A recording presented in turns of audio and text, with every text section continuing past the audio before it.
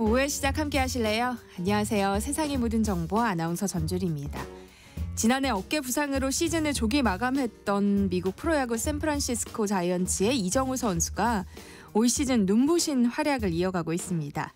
특유의 정교한 타격으로 7경기 연속 안타를 기록하며 현지 팬들의 뜨거운 환호를 받고 있는데요. 잠시 뒤 스포츠 핫 이슈 코너에서 관련 소식과 더불어서 국내 프로야구 이슈도 짚어보겠습니다. 근로자의 날과 이어진 연휴에 장거리 여행 계획하는 분들 많으실 텐데요. 특히 어린 자녀와 함께하는 나들이라면 오늘 라디오 상담소 우리 아이는 왜 코너가 도움이 되실 겁니다. 아이와 함께하는 여행을 더 안전하고 즐겁게 만드는 방법 알려드릴 예정이니까요. 궁금한 분들 계속해서 함께해주세요.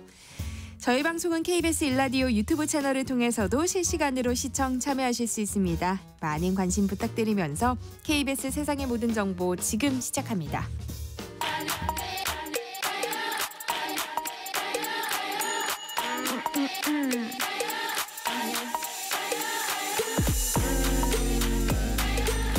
혹시 뉴스 빠뜨리셨나요? 한낮에 전해진 소식들 꼼꼼히 정리해드리겠습니다. 오늘의 뉴스 조현정 시사평론가와 함께합니다. 어서 오세요. 네, 안녕하세요. 네, 대구 함지산 불길이 되살아나서 걱정이었는데 다행히 주불이 잡혔어요. 네, 이 대구 함지산에서 올해 첫 산불이 난 게 지난 28일 오후였잖아요. 29일 때 주불 겨우 껐는데 진화 6시간 만에 다시 불이 붙었고요. 네. 국가 소방동원령도 재발령된 상황이었습니다. 남서쪽 방향으로 화선이 좀 세게 옮겨 붙어가지고 걱정이 컸는데 다행히 밤사이에 바람이 거의 불지 않아서 화선 길이가 짧아졌고요. 오늘 아침이 되면서 주불을 모두 잡았습니다. 재발화된 지 50여 시간 만의 일이고요. 또 오늘 대구 지역에도 오후까지 비가 예보돼 있어서 잔불 정리에 큰 도움이 될 것으로 보입니다. 주말까지 비 소식이 있기는 한데 5월 15일까지는 봄철 산불 조심 기간이에요. 특히 또 요맘때쯤 나들이 계획이 많은데 산림 인접 지역에서는 쓰레기 소각을 금지해 주시고 입산 시에는 라이터, 버너 이런 인화성 물질은 소지하지 마시고 안전수칙 꼭 지켜주셔야겠습니다. 네, 오늘 오후 3시에 이재명 더불어민주당 대통령 후보의 공직선거법 위반 혐의에 대한 대법원의 선고가 있죠. 네, 뭐 전무후무할 정도의 초고속 선고인데 그 배경을 두고 대법원은 원론적인 입장을 밝혔습니다. 사안의 시급성과 성격을 봤을 때 빠르게 처리한다. 뭐 이런 원칙을 밝혔고요. 그렇지만 역시나 이거는 대법원에 쏠리는 어떤 정치적 부담을 최소화하려고 하는 뜻이 커 보입니다. 다시 한번 조금 정리를 해보면 이번 선고 결과에 따라서 시나리오는 아주 크게는 두 가지로 나눌 수 있습니다. 일단 이번 그 대법원 전원 합의체는 그 상고심은 법률심이기 때문에 어떤 거기서 뭐 형을 확정하거나 그런 게 아니고 2심에서 법리상 하자가 있는지 없는지 이것만 판단하는 거예요. 그래서 두 가지로 나눌 수 있는 거는 오늘 문제가 있다 혹은 없다. 이렇게 판단하는 거 딱 두 가지로 나눌 수 있는데 만약에 첫 번째 시나리오 문제가 없다라고 판단하면 2심 그대로 무죄를 인정하는 거죠. 이렇게 네. 되면은 이재명 후보는 훨씬 더 편하게 대선 레이스를 달릴 수 있는 거고요. 반대로 2심이 문제가 있었다라고 판단할 때 이때는 또다시 두 가지로 나뉩니다. 파기환송이라는 게 있고 자판이라는 게 있습니다. 근데 파기환송 같은 거는 이제 고법으로 다시 돌려보내는 거고 파기자판이라고 하는 거는 고법에 돌려보내지도 않고 대법이 직접 재판을 하는 건데 이거는 거의 없는 일이에요. 대법이 지금까지 한 거 중에 0.1%도 안 되는 그런 수준이라서 천대엽 법원행정처장도 가능성이 거의 없다라는 취지로 답했습니다. 그렇다면 파기자판은 거의 없는 거라고 봤을 때 파기환송 가능성이 있는데 이렇게 되면 일단 대선판이 요동치겠죠. 그런데 뭐 파기환송을 한다고 해도 이게 고법으로 돌려보내는 거니까 고법에서 또 최종 선고가 나올 때까지는 이재명 후보는 대선은 뛸 수 있습니다. 그렇지만 최악의 경우에는 언제 나올지 모르잖아요. 이게 유죄무죄 판결이. 네. 그래서 유권자들이 이 유력한 대권주자가 피선거권이 박탈될지 그걸 뭐 예상하지 못한 채로 투표장에 가는 그런 사태가 벌어질 수도 있는 거죠. 물론 이렇게 되면 법원이 뭐 후보 등록일 5월 11일인데 이 전까지 뭐 최종 선고를 하려고는 하겠지만 더불어민주당으로서는 워낙에 뭐 다른 대안 없이 일극 체제였기 때문에 갑자기 문제가 생기면 대응하기가 굉장히 어려운 상태가 되겠습니다. 대선판을 가를 중대한 선거가 TV로 생중계되는 만큼 많은 분들이 관심 가지고 보실 텐데요. 절차는 어떻게 되나요? 네, 오늘 오후에 국민 누구든지 TV 또 대법원 유튜브 채널 등을 통해서 지켜보실 수 있습니다. 오후 3시예요. 그러면 이제 대법관들이 법정에 들어서면서 그 선고 절차가 시작이 되는데요. 네. 심리에 참여하는 대법관은 총 12명입니다. 이 중에 과반수, 그러니까 7명 이상의 의견을 통해서 이재명 후보의 운명이 결정되는 거예요. 조희대 대법원장이 쭉 설명을 하는데 먼저 사건의 사실관계부터 정리를 하고 그 뒤에는 앞서 나왔던 1, 2심 판결 또 검찰의 상고 이유를 밝힐 것으로 보입니다. 이어서 그 뒤에는 사건 쟁점 또 대법관 다수 의견의 요지를 판시하는데 뭐 반대 의견이나 보충 의견이 만약에 있다면 이것에 대한 설명도 이어질 거고요. 그리고 결론인 주문을 제일 마지막에 낭독하면서 재판이 끝나게 됩니다.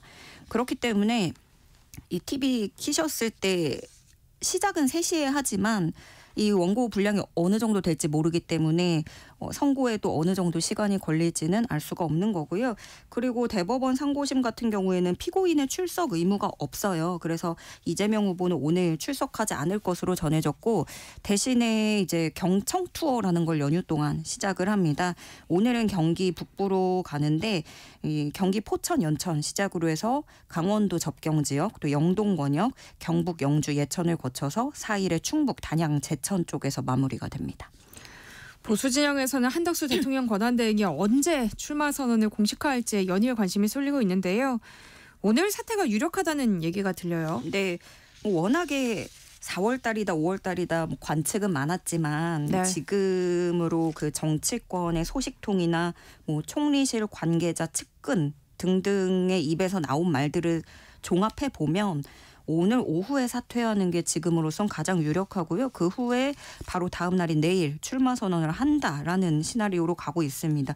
이미 그 한덕수 대행 측이 그 선거 사무실도 꾸린 걸로 밝혀졌어요. 그 나경원 의원이 대선 경선 때 썼던 빌딩인데 여의도 요 근처에 있는 빌딩인데요.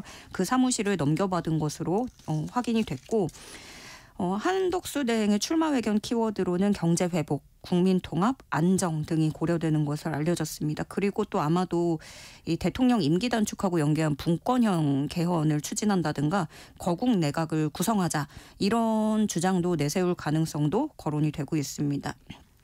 자, 그러면은 이제 한덕수 대행이 출마하는 거는 사실은 제일 큰 포인트는 국민의힘 후보하고 단일화한다라는 거잖아요. 네. 자연스럽게 이렇게 단일화로 시선이 쏠리게 되는 건데 지금 국민의힘 이강 구도인데 김문수 후보, 한동훈 후보 분위기 보니까 김문수 후보는 단일화에 원래부터 적극적이었고 한동훈 후보는 지금까지도 뭐 반대를 하는 건 아니지만 기본적으로는 우리 국민의힘 후보로 가야 되지 않겠느냐 뭐 이런 내용을 계속 얘기를 하고 있어요. 여기에다가 한덕수 대행 이제 나오면은 뭐 이낙연 세미래 상임 고문이라든가 이준석 개혁신당 후보까지 더해서 아예 더 크게 반 이재명 빅텐트를 띄울 가능성도 거론되고 있습니다. 국민의힘 후보가 최종 선출되면 이제 그러면은 한덕수 대행하고 단일화한다? 그 가능한 시간은 5월 11일 이때가 대선 후보 등록 마감일이거든요. 그때까지 계산을 해보면 내일 출마한다 하면 한 일주일 정도 이제 남는 거죠. 그런가 하면은 국민의힘도 경선 시계를 조금 더 속도를 내는 모습입니다. 민주당보다는 조금 시간표가 점점 늦게 진행이 됐는데 지금 국민의힘 토론회라든가 그 이강구도 보면 그런 건 있어요. 한덕수 후보의 존재 때문에 지금 2명의 후보 그 대립 구도가 굉장히 좀 희미해진 측면이 분명히 있는데 그래도 지금까지 뭐 4강, 8강 이때 토론 과정에서는 워낙에 탄핵 가지고 서로 싸우느라 정작 이분들이 어떤 비전을 제시하고 어떤 정책을 내놓을 건지는 굉장히 실종이 됐었거든요. 근데 그런 비판이 나오니까 아무래도 좀 의식을 한 건지 그동안 실종됐던 정책 이슈를 이 두 분이 조금 더 띄워보려고 하는 모습이 읽히고요. 네. 그래서 김문수, 한동훈 후보 모두가 대선 승리를 위한 최고 전략은 반 이재명이다라는 질문에 일제히 X. 아니다라는 뜻을 표했습니다. 그러면서 좀 정책을 보다 강조하는 방향으로 가려는 모습입니다. 네, 그런가 하면 미국에서 나온 한덕수 대행과 한미 통상 협상에 대한 발언으로 우리 정부가 깜짝 놀라서 수습하는 모습이에요. 네, 스콧 베선트 미국 재무장관의 발언인데요. 이 베선트 재무장관은 2+2 통상협의에 참석한 인물이에요. 그러니까 우리나라로 치면 최상목 부총리하고 카운터 파트너였던 거죠. 거기 미국의 재무장관이니까. 근데 이 베선트 장관이 백악관에서 열린 기자회견에서 한 발언이 문제가 되고 있는 건데요. 한국, 일본 이런 아시아 나라를 언급하면서 이 나라들은 선거에 들어가기 전에 무역협정의 틀을 완성하길 원한다. 미국과 성공적으로 협상했다는 것을 보여주기 때문이다. 그래서 우리는 그들이 적극적으로 이 일을 끝내고 그 성과를 가지고 선거운동을 하길 원한다는 것을 알게 되었다. 이런 말을 했어요. 이게 네. 우리 정치권에서 이게 파장이 클 수밖에 없는 발언이에요. 일단 미국에서 이런 말이 나왔고 그리고 하나는 그거죠. 안 그래도 국내에서 한덕수 대행의 관건 선거다 이런 비판이 나왔는데 그런 비판에 불을 붙이는 발언이 미국에서 주요 인물에서 나왔다라는 거고 그 다음은 이거예요. 그 우리 정부 대표적으로 최상목 부총리는 계속해서 우리가 속도를 조절해가면서 차분히 협상하겠다. 급하게 굴지 않겠다. 그리고 안덕근 산업부 장관도 조급하게 하지 않고 이 협상 내용은 새 정부로 차기 정부로 넘길 수 있도록 해야 된다라는 얘기를 계속 피력해왔거든요. 근데 이 정부 장관들의 말과 입장이 굉장히 배치되는 내용이 나온 거예요. 베선트 장관의 입에서. 그런데 이게 또 논란이 되고는 있지만 사실 미국에서 이런 말이 나왔다고 해서 이것만으로는 실제 상황이 어떤지는 알 수는 없습니다. 왜냐하면은 정치적인 발언이 필요한 건 미국도 마찬가지거든요. 트럼프 취임 100일이고 이 취임 100일 때문에 기자회견을 한 건데 지금 트럼프가 지지율 상태가 심각합니다. 취임 100일 때쯤이면은 사실 아직은 좀 허니문 기간에다가 지지율이 높을 때인데도 그래서 미국의 외신들도 다 역사상 최악의 지지율이다. 제일 낮은 지지율을 받는 대통령이다. 이렇게 얘기를 하고 있거든요. 그래서 이들로서도 또 트럼프 행정부의 성과를 강조해야 되는 입장이고 그리고 또 여러모로 협상에 조금 더 급하게 굴었던 거는 미국이었다는 그런 것도 우리가 좀 느낄 수 있는데요. 네. 일단 미국에서 이런 발언이 나오니까 우리 정부에서도 황급히 수습을 했습니다. 최상목 부총리는 이것은 미국 국내 정치용 발언으로 이해한다. 그래서 미국 재무부의 발언 배경을 요청해 놓은 상태다. 이렇게 설명을 했고요. 기재부도 황급히 설명 자료를 냈습니다. 대선 전에 협상을 원한다고 우리는 언급한 적이 없고 서두르지 않고 절차에 따라서 미국과의 협의를 진행한다는 입장에 변함이 없다라고 강조하면서 수습을 했는데요. 조금 요 며칠 과정에서 보니까 미묘한 건 최상목 부총리의 뉘앙스입니다. 어떤 한덕수 대행의 출마를 다소 불편해하는 것 같은 뉘앙스인데 한덕수 대행 출마가 임박한 상황에 대해서 이제 거취 문제로 인한 불확실성 증가에 대해서 우려가 있다라는 식으로 얘기를 하기도 했습니다. 네, 한낮의 교양 파트너 지금 여러분께서는 세상의 모든 정보와 함께하고 계십니다. 윤석열 전 대통령의 사저를 압수수색한 검찰이 김건희 여사의 휴대전화를 확보하고 영장에는 목걸이를 적시한 것으로 알려졌어요. 네, 이번에 검찰이 아크로비스타 사저를 압수수색했죠. 근데 이번 압수수색은 그 건진 법사 전성배 씨와 연결된 청탁금지법 위반을 확인하기 위한 작업이었어요.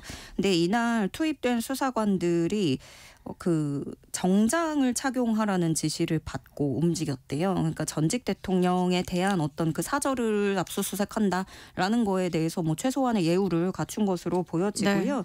그리고 이날 압수수색을 자택만 한 게 아니고 김건희 여사의 코바나 콘텐츠가 있었던 그 아크로비스타 상가 1층 사무실 그리고 김건희 여사의 수행비서 2명의 주거지에 대한 압수수색 영장도 같이 집행이 됐습니다. 윤 전 대통령은 빠졌어요. 압수수색 대상이 아니었고 이 압수수색 물품 중에는 김건희 여사의 휴대전화, PC, 메모장 등이 있었던 것으로 알려졌습니다. 그리고 영장을 보면 피의자, 여기서 말하는 피의자는 건진 법사 그 전성배 씨 외 1명 이렇게 돼 있고요. 그러니까 이들이 2022년 4월부터 공직자의 직무와 관련해서 공직자의 배우자에게 선물을 제공했다라고 적시돼 있는 것으로 알려졌고요. 이렇게 되면은 김건희 여사는 피의자가 아니란 뜻이에요. 여기서는. 그래서 윤 전 대통령 변호인단이었죠. 김계리 변호사는 피의자도 아닌 참고인에게 망신 주기라고밖에 생각할 수 없다라는 글을 올리면서 반발의 뜻을 밝히기도 했는데요. 이 영장에 나온 선물을 제공했다라는 거는 6천만 원 상당의 다이아몬드 목걸이, 또 고가의 명품 가방, 그리고 인삼 이런 것들이 전성배 씨에게 전달된 정황을 포착한 것으로 전해졌고요. 특히나 그 영장의 목걸이를 딱 따로 떼서 적시를 했다고 하는데, 다만 검찰이 압수수색할 때 그 자리에서는 목걸이나 명품백이 나오진 않았다고 합니다. 그래서 김건희 여사 측도 변호인단 통해서 입장문을 냈는데요. 그 입장문에는 압수수색 영장에 기재된 범죄 사실은 조악하기 그지없다. 검찰의 줄서기 또는 전직 대통령 및 영부인에 대한 망신주기 아니냐, 이런 내용으로 입장문을 냈고요. 근데 이제 압수수색까지 했기 때문에 관건은, 근데 이게 애초에 이 압수수색이 건진법사의 그런 청탁금지법 이것 때문이었잖아요. 그래서 김건희 여사의 직무 연관성, 또 대가성, 이걸 입증하는 게 남아있는 게 제일 포인트인데, 네. 검찰은 조만간 김건희 여사를 직접 불러다가 조사할 것으로 보여집니다. 네, SK텔레콤의 해킹 사건과 관련해서 국회 과학기술정보통신방송통신위원회가 최태원 SK그룹 회장을 증인으로 채택했어요. 네, 국회 과방위가 해킹 사건과 관련해서 오는 8일에 5월 8일에 SK텔레콤 단독 청문회를 개최합니다. 이날 청문회에서는 아무래도 이 해킹 사태에 따른 여러 가지 질책이라든가 왜 이렇게 됐는지, 그리고 앞으로 어떻게 수습할 건지 이런 얘기를 주로 하겠지만, 그중에서도 이 고객들이 번호 이동을 해야 될 때 위약금을 면제할 건지 아닌지, 이거에 제일 주된 이슈로 떠오를 것 같아요. 그래서 증인으로는 최태원 SK그룹 회장, 유영상 SK텔레콤 사장, 이상중 한국인터넷진흥원 원장 등이 이름을 올렸는데요. 과방위 위원들 분위기가 좀 기본적으로 대기업 회장 불러서 이렇게 오라가라 하는 거에 대한 좀 부담도 그동안에는 있었다는 거예요. 그렇지만 이번에는 어떤 총수를 노린다, 어떤 기업 하나를 노린다기보다는 이 사태가 너무 심각해서 회장급이 와야 된다, 좀 이런 공감대가 있었던 것으로 알려지고요. 근데 원래 어제도 이 관련해서 청문회가 있었는데, 이날 최태원 회장은 본인이 치과 치료를 해서 휴식이 필요하다면서 불출석했거든요. 그래서 8일에 와라 이건데, 어제는 대신에 그 SK텔레콤의 유영상 사장이 출석을 했어요. 근데 유영상 사장이 이 자리에서 역사상 최악의 해킹 사고다라는 점을 인정하고 고개 숙여서 사죄를 했는데, 그러면서 또 이 신고에 있어서 SK텔레콤이 늑장 대응했다, 법정 시한을 놓쳤다라는 부분도 인정을 했습니다.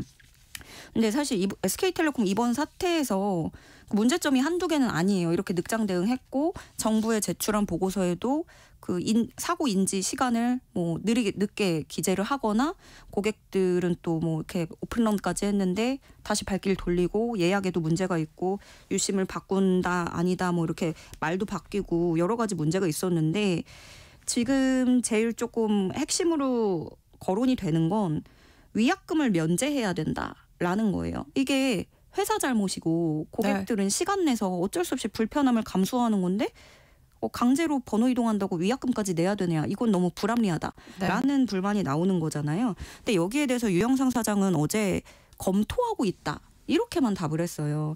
근데 그래서 보상금을 도리어 줘야 될 상황에 위약금을 검토하고 있다라는 말이 나오니까 여기에서 이제 또 많은 비판들이 쏟아지고 있습니다.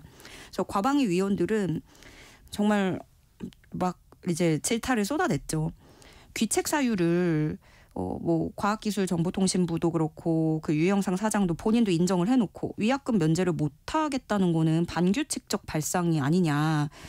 가입하신 분들, 이 유심보호 서비스 가입하신 분들에 대해서만 책임진다는 것도 고객에 대한 협박처럼 들린다. 책임을 너무 최소화하는 거 아니냐. 또 그리고 고생은 피해자인 국민들이 이렇게 하고 있는데 위약금을 받기는커녕 피해 보상해야 되는 상황이다. 이런 말들이 과방위 위원들 사이에서 나왔고요.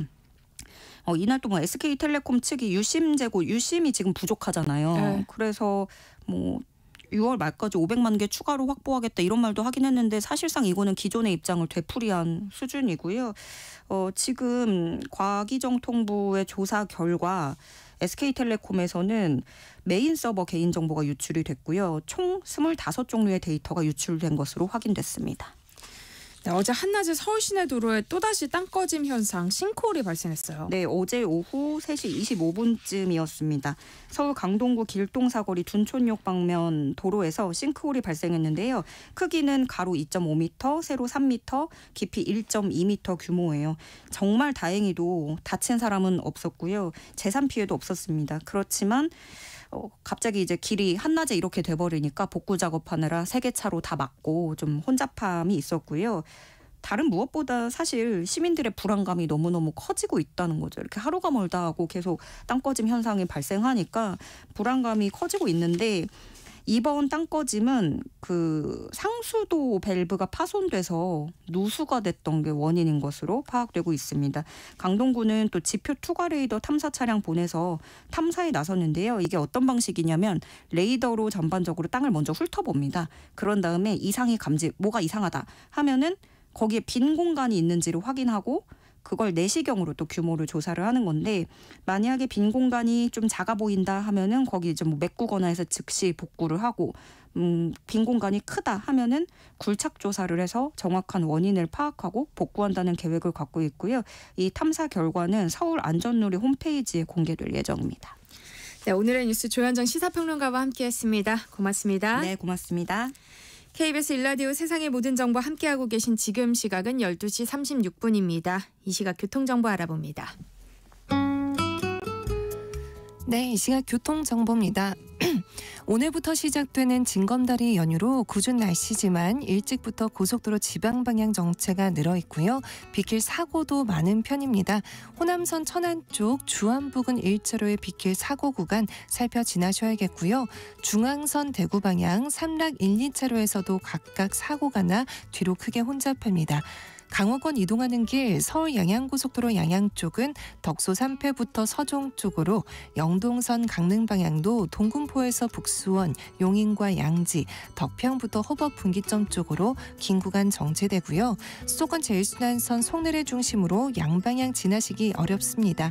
한편 서울시내 서초대로 법원 검찰청에서 서초역 방향 전차로가 집회로 차단돼 반대 차로를 나누어서 이동시키고 있습니다. 이 밖에도 도심 곳곳에 집회로 인한 통제 구간이 많으니까요. 종로와 세종대로 등 사대문 안쪽 진입 피하시는 것이 좋겠습니다. KBS 교통정보센터였습니다.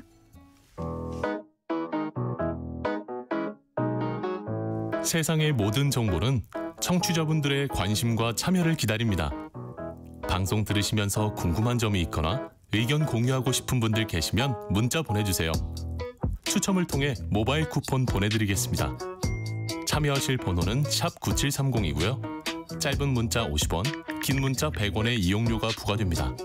콩 게시판을 통해서는 무료로 참여하실 수 있고요. KBS 1라디오 유튜브 채널을 통해서도 실시간으로 시청 참여하실 수 있습니다. 꼭 알아야 할 정보를 알기 쉽게 전달해드리는 세상의 모든 지식. 목요일엔 한 주간에 있었던 스포츠 소식 살펴보는 스포츠 핫 이슈 시간이죠. 정은호 KBS 스포츠국 PD와 함께합니다. 안녕하세요. 네, 안녕하세요. 프로야구가 지난 화요일부터 5월 7일까지 쉬는 날이 없는 공포의 9연전을 네. 소화하고 있어요. 네. 아니 일정이 왜 이런 거예요? 이게 항상 이 어린이날 주간 5월 첫째 주부터는 이런 9연전이 이어지는 경우가 많았는데요. 요일에 따라서 뭐 8연전이 되거나 7연전이 되는 경우도 있었습니다만은 기본적으로 어린이날이 월요일이 됐기 때문입니다. 월요일 어린이날은 월요일이라 하더라도 항상 야구가 열리거든요. 대표적으로는 이제 이 LG와 두산의 잠실 라이벌 경기도 항상 열리는 어떤 전통적인 매치업이기 때문에 휴식일이 사라져버리는 그런 스케줄이 된 거죠. 과거에도 이랬던 적이 있었고 그나마 좀 팀들 입장에서는 체력을 비축할 수 있는 계기가 된다면은 오늘 지금 이제 비가 좀 많이 오고 있잖아요. 네. 네, 아마도 이 비가 경기에 영향을 좀 끼칠 가능성이 있지 않을까. 구단들 입장에서는 특히나 이제 또 부상 선수들이 많은 팀들 같은 경우는 좀 단비가 될 수도 있지 않을까 그런 생각이 들기도 하고요. 특히나 이 NC 같은 경우는 지금까지 계속 원정을 다니고 있는 상황이잖아요. 이 와중에 이제 다음 주에도 또 이 마지막 연전에서 창원 NC파크에서 경기가 KT와 예정이 돼 있는데 아직까지 취소인지 진행인지 여부가 전혀 결정이 되지 않았다고 합니다. 그래서 네. 이 경기를 예를 들어 뭐 수원으로 이동해서 홈과 원정을 변경해서 치를지 아니면은 전면적으로 취소할지가 아직 확정되지 않은 상황이어서 이런 부분들도 약간 이제 추후에 경기를 진행하는 데 있어서 변수로 진행될 수도 있는 그런 일정이 되겠습니다. 네, 뜻하지 않게 9연전을 치르게 됐는데 시즌 초 독주 체제를 굳혀가던 LG 트윈스가 좀 주춤하고요. 네. 삼성 라이온즈와 하나 이글스가 그 뒤를 바짝 쫓고 있어요. 어제와 이 화요일 두 경기 모두 한화가 LG를 잡았습니다. 어제 같은 경우는 이 한화가 황영목 선수의 대타 역전 홈런에 힘입어서 LG를 잡아냈고요. 그러면서 지금 2위인 삼성과 LG는 어느덧 이제 한 경기 반 차까지 좁혀진 상황입니다. 삼성 같은 경우는 이제 대부분의 경기들이 홈에서 열리는 경우에 굉장히 강한 모습을 많이 보여주고 있거든요. 올해 홈런이 대부분이 90% 이상이 홈에서 나올 정도로 굉장히 강력한 화력을 보여주고 있는 상황이고 여기에 더해서 한화 같은 경우도 외국인 2명인 와이스폰세 선수 그리고 문동주, 류현진, 엄상백으로 이어지는 이 선발진이 워낙 탄탄하기 때문에 어제도 또 류현진 선수가 호투를 보여줬거든요. 그렇기 때문에 이 LG의 전력을 위협하고 있는 게 아닌가 또 그런 생각이 들거든요. 삼성 같은 경우는 이제 남은 경기에서 원정 경기에서의 장타력을 좀 더 늘리고 그다음에 한화 같은 경우는 뭐 물론 어제 홈런이 많이 나오긴 했습니다만 여전히 어떤 타격적에서는 LG나 삼성보다 조금 아쉬운 측면이 있기 때문에 이 두 가지 측면을 각 구단들이 보완한다면은 LG도 사실 시즌 초반까지만 해도 절대 강자 아니냐 뭐 이런 이야기까지 나왔었는데 네. 지금 한 경기 반차까지 쫓기고 있는 상황이기 때문에 이 세 팀의 물고 물리는 대결도 지켜보시면 재밌을 것 같습니다. 또 여기에 롯데 자이언츠도 상승세를 그렇죠. 보였는데 네. 리그 타율 1위 전민재 선수가 부상을 입었어요. 그러니까 말이에요. 참 이 전민재 선수가 롯데가 이제 키움과의 경기 때 나온 상황이었죠. 네. 롯데가 이제 7회 초 상황에서 키움의 구원투수 양지울 선수가 던진 투심에 헬멧을 맞았는데 헬멧과 함께 얼굴 부위까지도 이어질 정도로 굉장히 좀 위험한 상황이었습니다. 그래서 이제 근처에 있는 고대 구로병원으로 이송되어서 CT 엑스레이 촬영을 진행했는데요. 국립중앙의료원에서 전문의 소견이 나왔는데 좀 다행히 각막이나 망막에는 이상이 없는 상태고 골절이라든가 이런 게까지 좀 심각한 상황으로 이어지진 않았다. 우측 안구 전방 뇌출혈, 그러니까 우리가 흔히 말하는 그 실핏줄이 터지는 그 정도의 부상이라고 하니까요. 좀 일주일 정도 안정이 필요하다라는 소견이 나왔습니다. 그러면서 이 전민재 선수가 일단은 2군으로 내려가서 휴식을 좀 취하게 되는 그런 상황이 됐고요. 이제 이 전민재 선수가 타격 1위를 달리기도 했고 팀 내에서 유격수라는 굉장히 좀 중요한 네. 포지션을 맡고 있었잖아요. 이 자리를 어떻게 메울까 이런 것들이 좀 중요한 상황이었는데 어제 경기에서 롯데 이호준 선수가 유격수 자리를 맡아서 3안타 터뜨리면서 공수에서 맹활약을 했거든요. 롯데가 또 이번 시즌 초반에 상위권으로 나서는 데 있어서는 이런 뎁스가 잘 이제 보충되는 것들이 중요한 부분이 아닐까라는 생각이 들고 여기에 더해서 이제 앞서 저희가 이제 언급해드렸던 삼성 라이온즈 같은 경우는 김지찬 선수가 복귀 후에 굉장히 맹타를 휘두르고 있었는데 30일 SSG와의 경기를 앞두고 또 이제 2군으로 내려가게 됐어요. 햄스트링 부분 이제 좌측 햄스트링 부위가 미세한 손상이 있어서 또 이제 2군에 내려가게 됐거든요. 남은 경기들 특히 이제 9연전을 앞둔 팀들은 부상이 가장 좀 경계해야 될 대상이 아닐까 싶습니다. 네. 또 반대로 부상에서 돌아온 김도영 선수의 맹활약을 앞세워서 기아 타이거즈도 반등을 꾀하고 있는데요. 네. 9연전 이후 순위표 변동이 클 수도 있겠어요. 그렇죠. 지금 시즌 초반에 1위 LG부터 뭐 최하위 키움에 이르기까지 한 10경기도 차이가 나지 않는 굉장히 접전이 이어지고 있는 네. 상황인데 기아가 시즌 초반 거의 최하위까지 처질 정도였는데 김도영 선수가 개막전에서 바로 이탈해버린 탓이 좀 충격이 컸던 것 같아요. 김도영 선수가 복귀하자마자 저도 개인적으로 좀 기아 팬 입장에서 그런 생각을 했거든요. 김도영 한 명 돌아온다고 달라질까? 달라지더라고요. 네. 정말 굉장히 오자마자 첫 타석에서부터 적시타를 때려내기도 했고 복귀 후 4차례 경기에서 어제 경기를 제외하고 타율이 무려 4할 5푼 5리였고요. 홈런 하나 그리고 6타점을 때려낼 정도로 특히나 이 찬스에 강한 모습을 많이 보여주고 있었는데 네. 이렇게 빨리 적응할 수 있었던 비결이 뭘까라고 이런 질문을 해보기도 했었어요. 최근 인터뷰에서는 이 이미지 트레이닝 그리고 야구 일기가 도움이 많이 됐다 이런 야구 얘기를 일기요? 하더라고요. 재활하는 동안에도 계속해서 이 타석에 있는 동안의 이미지를 그대로 이제 떠올리면서 이미지 트레이닝을 가져갔고 이제 항상 이 경기 혹은 이제 훈련이 끝날 때마다 그날을 되돌아보는 복기를 이제 한다고 하더라고요. 이런 것들을 보면서 마치 경기장에서 선수들과 함께 뛰는 것처럼 그런 감각을 이어나가는 부분들이 있었기 때문에 아마 김도영 선수가 빨리 적응할 수 있지 않았나라는 생각이 듭니다. 또 미국 프로야구 이야기도 해야죠. 샌프란시스코의 외야수 이정우 선수 연일 안타를 치고 있어요. 오늘도 역시 안타를 치면서 7경기 연속 안타 행진을 이어가게 됐는데 오늘 경기에서는 이 4타수 1안타 1타점을 신고를 했습니다. 6회에는 특히 이 내야 강습 타구를 때려내면서 내야 안타를 신고했고 샌프란시스코의 첫 득점으로 이어지기도 했거든요. 마지막 타석이었던 8회에는 오히려 앞선 6회보다 더 좋은 타구를 날렸지만 상대 좌익수였던 헤이워드 선수의 호수비에 막히는 좀 아쉬운 모습이 있었는데 그럼에도 불구하고 7경기 연속 안타 굉장히 좀 좋은 모습을 보여주고 있고 한 가지 조금 뭐 아쉽다고 볼 수는 없지만 샌프란시스코가 팀 자체가 이정우 선수를 제외하고는 타선이 그렇게 터지고 있질 않아요. 그러면서 한때는 이제 리그 전체 1위 승률까지도 좀 자랑을 했었는데 지금 순위를 보시면은 내셔널리그 서부 지구에서 3위까지 내려온 상태거든요. 다저스, 샌디에이고가 나란히 1, 2위 그리고 샌프란시스코가 3위인데 그럼에도 불구하고 승률이 지금 6할 1푼 3리입니다. 다른 지구에 가면은 압도적으로 1위를 할 수도 있는데 같은 지구 안에 있는 팀들이 너무 강력해서 그런 거거든요. 아무래도 샌프란시스코가 지금 마운드는 여전히 2점대 평균 자책점으로 탄탄한 모습을 보여주고 있기 때문에 제가 보기엔 타선만 조금 더 살아난다면은 좀 순위를 끌어올릴 수 있지 않을까라는 생각을 해봅니다. 뭐 조금 이른 감은 있지만 이대로라면 이정우 선수가 올스타에 선정될 가능성도 있다. 뭐 이런 얘기가 현지에서 나오더라고요. 내셔널리그에서 지금 이정우 선수가 2루타 개수로는 공동 1위를 차지를 하고 있거든요. 이정우 선수가 메이저리그 진출할 때 뭐 기본적으로 이 컨택트 능력에 있어서는 그 의심의 여지가 없지만 장타를 많이 터뜨릴 수 있을까에 대한 좀 의심이 있었는데 현재 대표적인 장타라고 할 수 있는 2루타 부문에서 공동 1위 기록을 하고 있고 여기에 더해서 요즘에 이제 메이저리그에서 많이 이제 관심을 갖고 있는 발사각 플러스 스위트 스팟에 얼마나 맞춰내느냐 이 비율을 굉장히 좀 중요시하는데 이 지난해와 좀 비교를 해보는 게 유의미할 것 같아요. 지난해 같은 경우는 37경기에서 이 스위트 스팟 비율이 6개였었는데 이번 시즌에는 28경기 만에 지난 시즌의 3배에 가까운 16개의 스위트 스팟 장타 비율을 기록을 하고 있거든요. 타구의 질이 굉장히 좋기 때문에 단순히 행운이 아니라 실력으로 이렇게 장타 1위를 만들어낸 거다. 이런 이제 분석이 또 나오고 있고 이렇기 때문에 지금 조금 이르긴 합니다만은 올스타 남아서서 또 MVP 후보로까지 언급이 될 수 있는 그런 상황이거든요.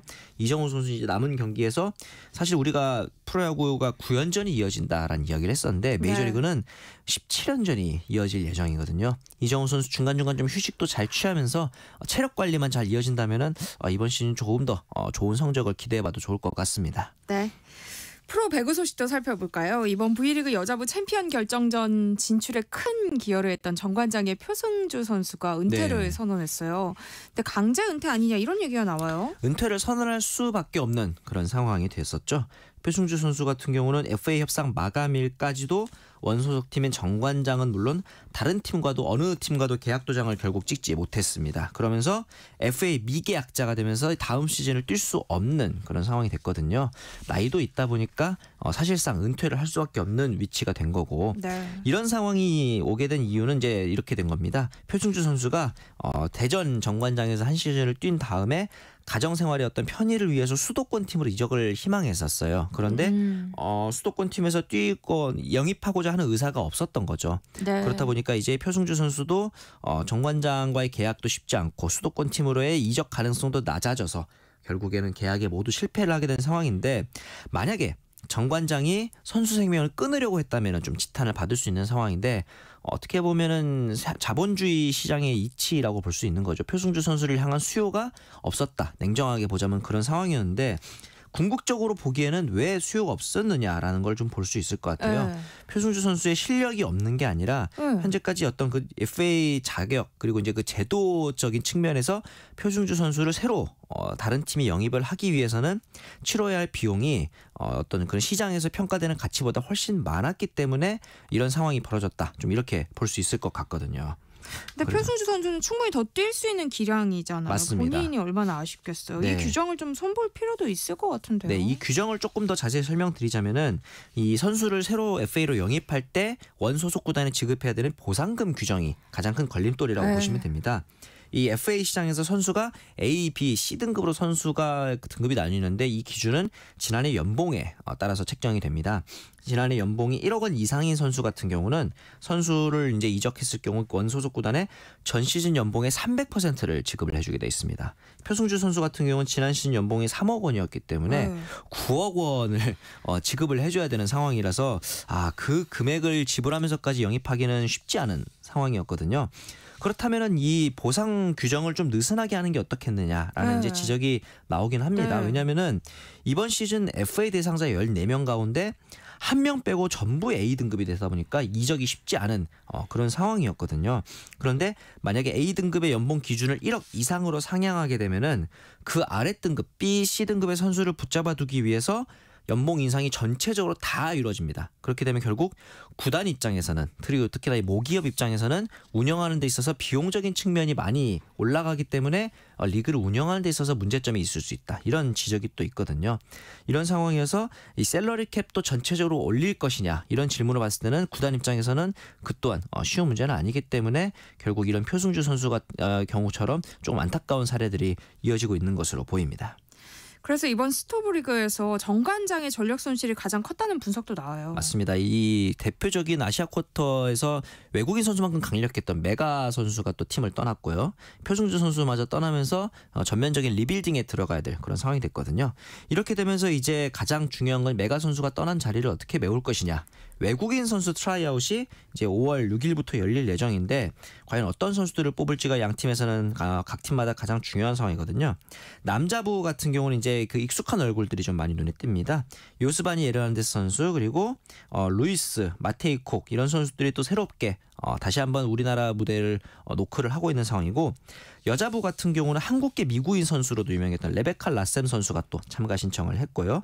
그리고 이제 랜디 존슨 전 야구 선수의 랜디 존슨의 딸인 윌로우 존슨 그리고 페퍼저축은행에서 뛰었던 바르바라 자비치 선수도 이번에 외국인 선수 트라이아웃에 도전을 했기 때문에 각 팀별로 소위 말하는 옥석을 가려내는데 중점을 둘 것으로 보입니다.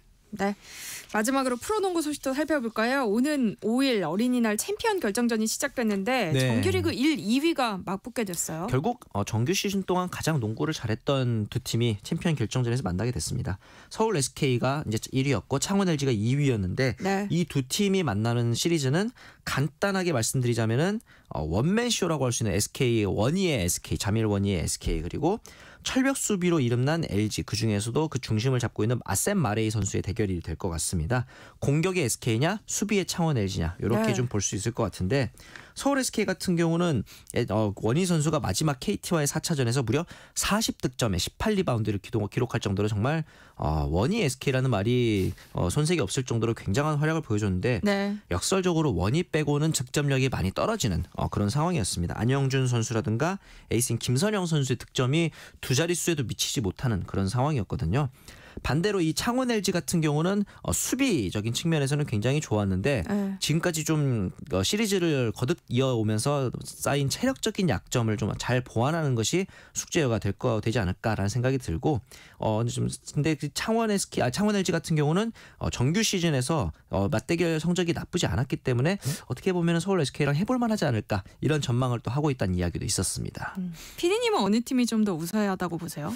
제가 보기에는 평균적으로 양 팀의 대결이 있었을 때 득점이 75점이었고 73점이었습니다. 뭐 1, 2점 차 내에서 승부가 갈릴 것이다. 이런 이야기로 볼 수 있을 네. 것 같은데 창원 LG 같은 경우는 제가 보기에 이 수비에서 체력적인 부담이 굉장히 많거든요. 이런 부분들을 이 조상현 감독이 어떻게 좀 잘 메꿔주냐, 로테이션을 얼마나 잘 돌리느냐 이런 것들이 좀 중요하지 않을까 싶고 서울 SK 같은 경우는 창원 LG의 주포라고 볼 수 있는 양준석 선수 그리고 유기상 선수의 외곽슛을 잘 봉쇄하는 것이 중요할 것 같아요. 원인은 뭐 이미 검증된 자원이기 때문에 앞서 이 MVP 출신인 안영준 그리고 김선영 선수가 이 양준석, 유기상의 외곽슛을 얼마나 저지하느냐에 따라서 SK가 조금 더 유리하지 않을까라는 생각을 가져봅니다. 네. 스포츠 핫이슈 정은우 KBS 스포츠국 PD와 함께했습니다. 고맙습니다. 네, 감사합니다. 세상의 모든 정보 1부 순서 여기서 마무리하겠습니다. 6463님이요. 새만금 갯마을에서 세모정과 함께 5월을 엽니다라고 보내주셨고요. 백승일님도 근로자의 날 세모정 잘 듣고 있습니다 하셨어요. 저는 잠시 후 2부에 다시 돌아올게요.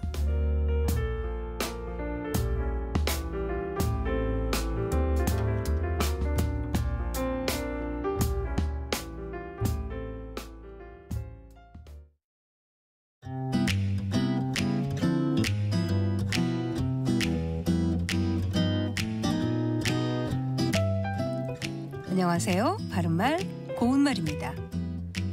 보통 때에는 사람의 절개가 변함없이 깨끗하고 굳센지를 잘 알 수 없지만 어렵고 힘들 때가 되면 잘 알 수 있게 됩니다. 절개라는 말은 신념, 신의 따위를 굽히지 아니하고 굳게 지키는 꿋꿋한 태도를 뜻하는데요. 어떠한 역경 속에서도 변절하지 않고 지조와 절개로서 충성을 다했다처럼 말할 수 있습니다. 절개와 관련된 표현으로 송죽이라는 말이 있는데요. 그는 송죽같이 굳은 절개를 지녔다와 같이 표현합니다. 송죽은 소나무와 대나무를 아울러 이르는 말인데요. 이와 관련된 것으로 세한송백이란 한자어도 있습니다. 이는 추운 겨울의 소나무와 잣나무라는 뜻으로 어떤 역경 속에서도 지조를 굽히지 않는 사람 또는 그 지조를 비유적으로 이르는 말입니다. 또 송죽에 매화나무를 더해서 보통 세한사무라고 합니다. 세한사무란 추운 겨울철의 새벗이라는 뜻으로 추위에 잘 견디는 소나무, 대나무, 매화나무를 통틀어 이르는 말이고 흔히 한 폭의 그림에 그려서 송죽매라고 하지요. 세한사무를 줄여서 사무라고도 합니다.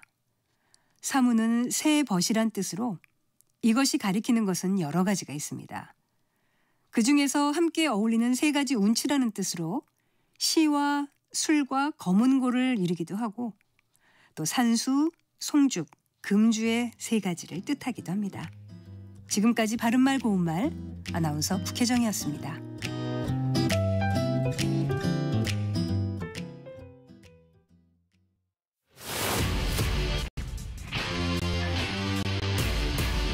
토론에 정답은 없습니다. 토론이 세상을 바꿀 수도 없습니다. 하지만 질문은 새로운 세상을 만들 수 있습니다. 질문으로 올바른 세상을 만드는 첫걸음. 평일 저녁 7시 20분 KBS 열린 토론.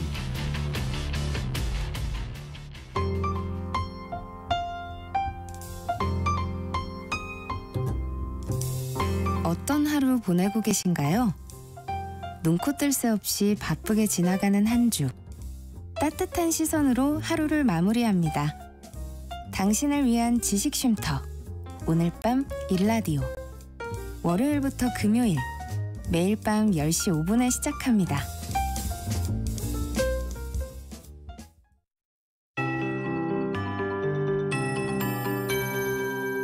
KBS 58분 날씨. 전국 곳곳에 천둥 번개를 동반한 비가 내리고 있고 바람도 강하게 불고 있습니다. 특히 제주도에는 시간당 15mm 안팎의 강한 비가 쏟아지며 호우주의보가 발효 중입니다. 비는 차츰 전국으로 확대되겠고요. 앞으로 대부분 지역에 10에서 50mm, 제주 산지에는 60mm 이상, 강원 동해안과 경북 지역에는 5에서 10mm 정도의 비가 내린 뒤 밤에 그칠 전망입니다. 바람도 전국에 강하게 불고 있습니다. 강풍주의보가 발효 중인 중부 서해안과 전북 서해안, 제주 산지에는 순간적으로 시속 70km 이상의 돌풍이 불고 있어 시설물 피해와 안전사고에 유의하셔야겠습니다. 비가 내리면서 건조특보는 점차 해제가 되고 있지만 아직 경북 동해안에는 건조경보가, 강원 영동에는 건조주의보가 남아 있습니다. 불조심하시기 바랍니다. 비와 함께 고온 현상은 한풀 꺾여 오늘 낮 기온은 서울 17도, 광주 20도, 부산 21도, 대전 제주 22도, 대구 24도 등으로 어제보다 1도에서 9도 정도 낮겠습니다. 내일은 전국이 대체로 맑겠지만 모레 토요일에 전국에 또 한 차례 비가 내릴 전망입니다. 현재 서울의 기온은 13.8도입니다. 송소진입니다.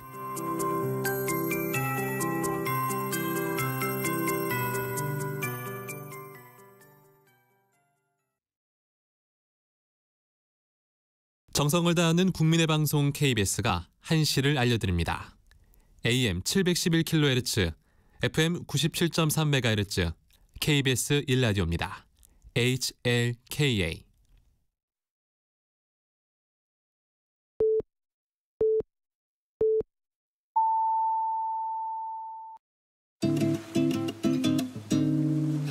나른한 오후를 책임질 영양 만점 지식 비타민. 세상의 모든 정보.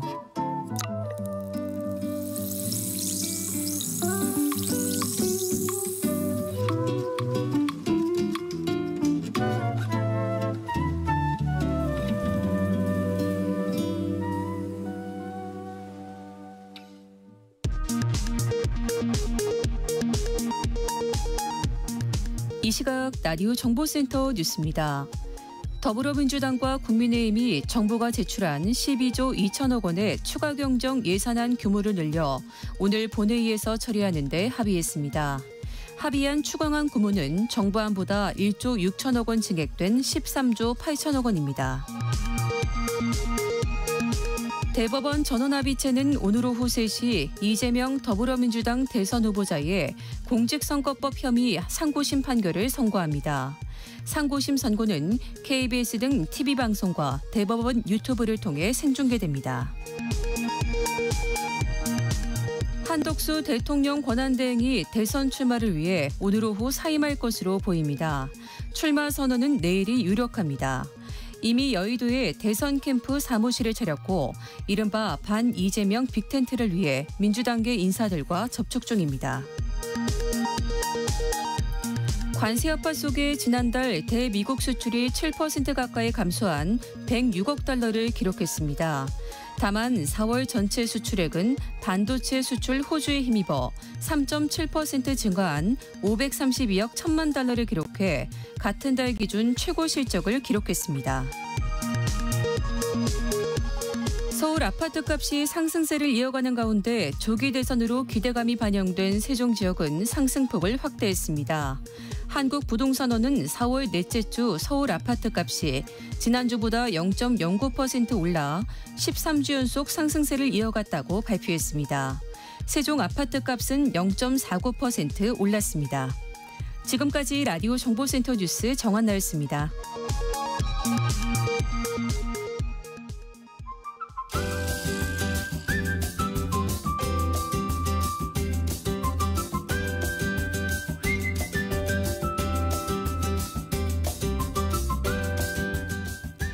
치솟는 물가에 매달 꼬박꼬박 나가는 은행이자 요즘 살림 많이 팍팍하시죠? 생활경제 뉴스 시간에는 먹고 사는 문제와 관련된 경제 뉴스만 모아서 전해드립니다. 오늘도 참 좋은 경제연구소 이인철 소장과 함께합니다. 안녕하세요. 네, 안녕하세요. 오늘 첫 소식은 어버이날 선물 관련이에요. 고민하시는 분들 많을 것 같은데요. 남들은 어버이날 선물 어떻게 하고 있어요? 똑같은 고민이에요. 이게 4월 달력을 찍게 되면 그 다음날 직장인들은 이제 마이너스 통장 빨리 쓰는 달이에요. 뭐 결혼하면 양가 부모님 다 드려야 하잖아요. 지금 한 이제 멤버십 업체가 지난달 11일, 12일 양일간에 걸쳐서 전국의 20대부터 60대 남녀 2천여 명을 대상으로 조사한 결과입니다. 어버이날 부모님이 받고 싶은 선물 1위 현금. 자녀도 마찬가지예요. 자녀도 드리고 싶은 용돈, 선물은 용돈, 현금이 각각 1위였는데 압도적으로 어버이날 받고 싶은 선물 용돈은 이제 한 70%니까 10명 가운데 7분들이 아유 그래 이번 달에는 입금되겠구나 기다리고 있다는 얘기고요. 네. 그 뒤를 옷 사드린다. 그리고 여행 보내드린다. 관광상품도 꽤 있었고요. 그다음에 부동의 스테디셀러 건강식품 사드린다. 그리고 카네이션의 순이었습니다.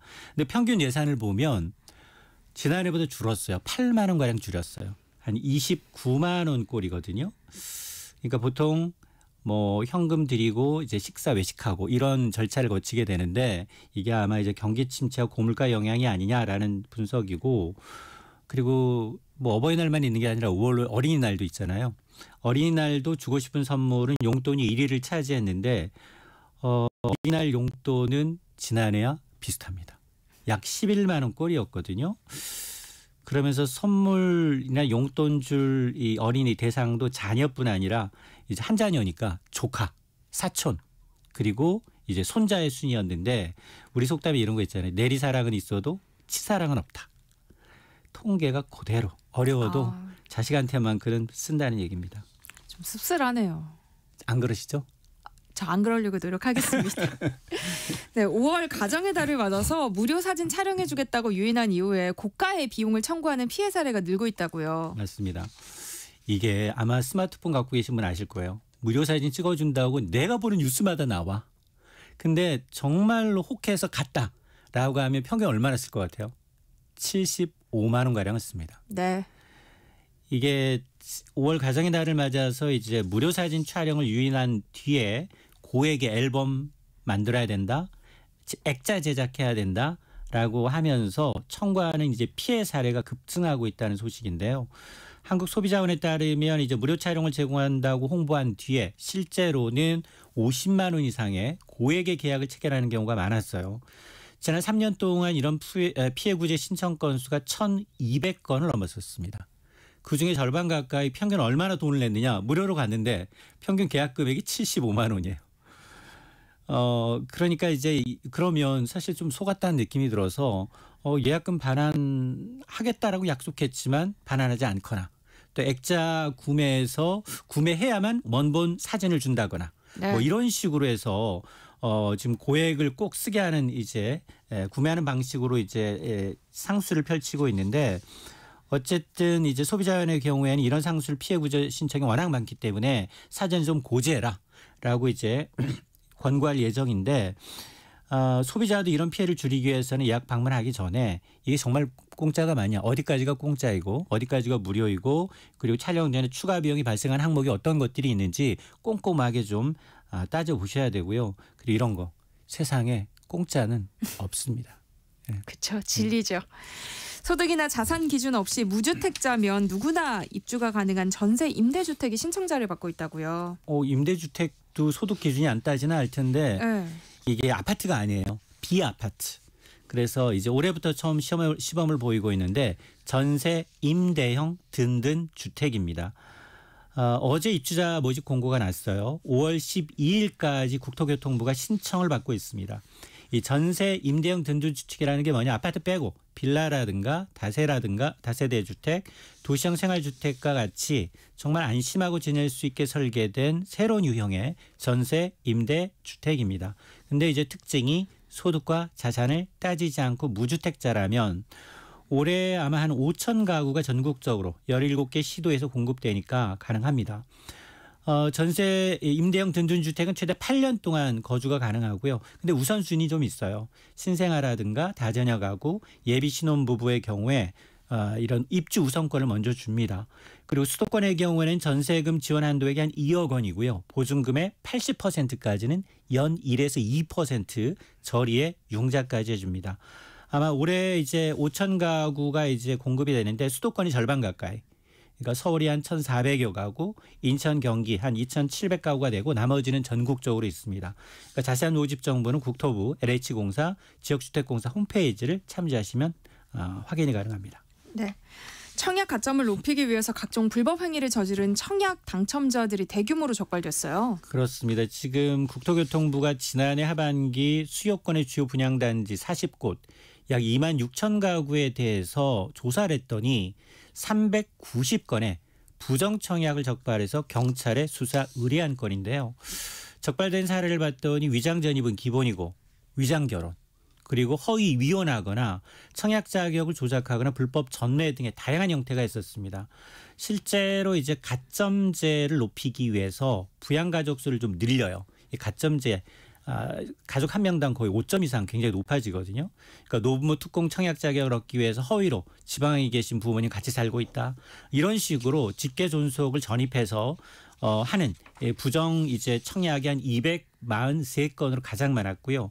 그다음에 이제 청약자 위장 전입세로 또 140여 건이 됐는데 이거 어떻게 찾아냈느냐? 실거주 안 하게 되면 아프면 어디로 가요?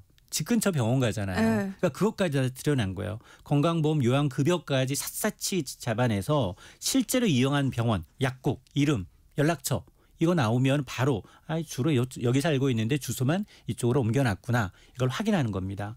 근데 이제 부정청약에 적발이 되면 형사처벌 받는 건 기본이고요. 계약이 일단 취소됩니다. 그리고 10년 동안 청약할 기회조차 원천봉쇄, 청약 제한까지 받을 수 있으니까 이게 그리고 사실은 부정청약이라는 게 다른 사람의 기회를 또 뺏는 거예요.